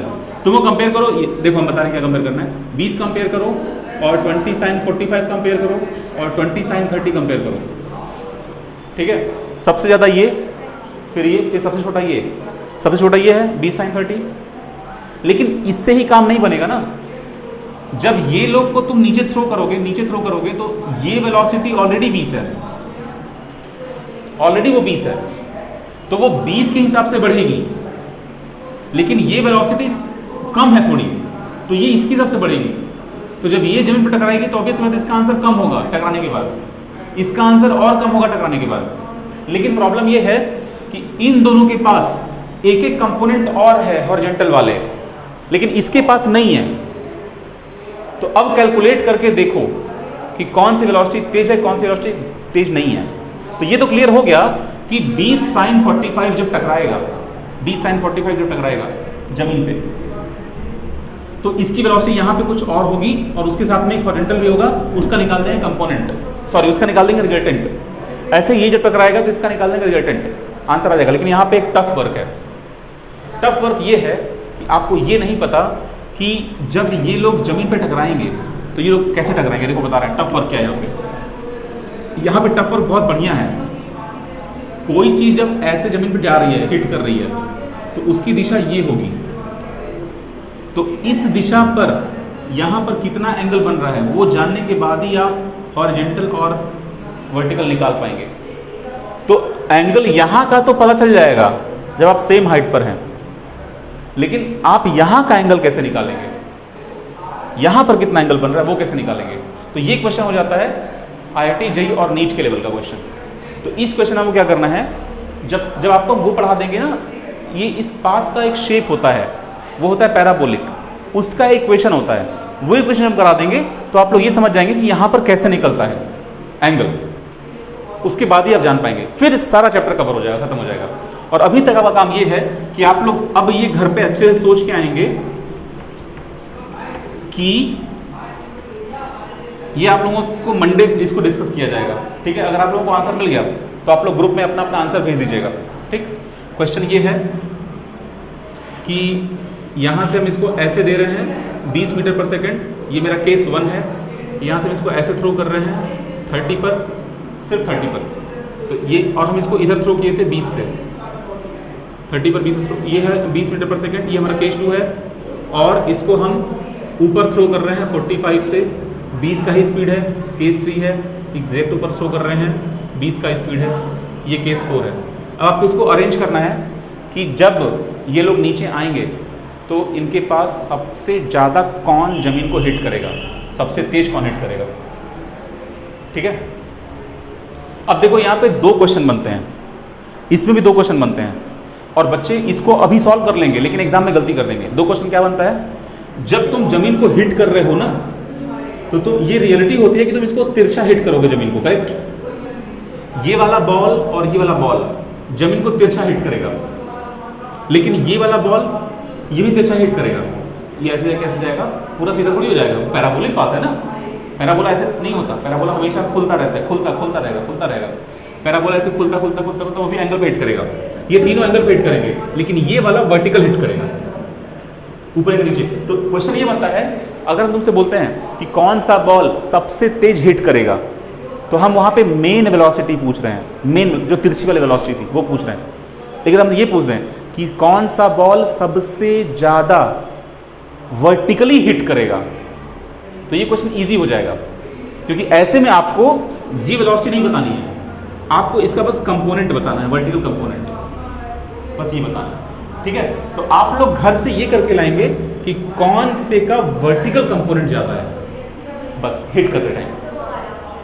ठीक है, तो वो होगा। हाँ, बात तो सही है। लाइन से लिखे हैं आप, बस वो थर्ड वाला नहीं चलेगा, उनका फर्स्ट वाला नहीं चलेगा। ठीक है, ठीक है, ठीक है, वेरी गुड, मतलब समझ में आ रहा है तुम लोगों को। चलो ठीक है, कहानी समझ में आ रहा है तो तुम लोग बहुत जल्दी तेज हो जाओगे, बढ़िया फिजिक्स आएगी तुम लोगों को, बढ़िया फिजिक्स आएगी तुम लोगों को।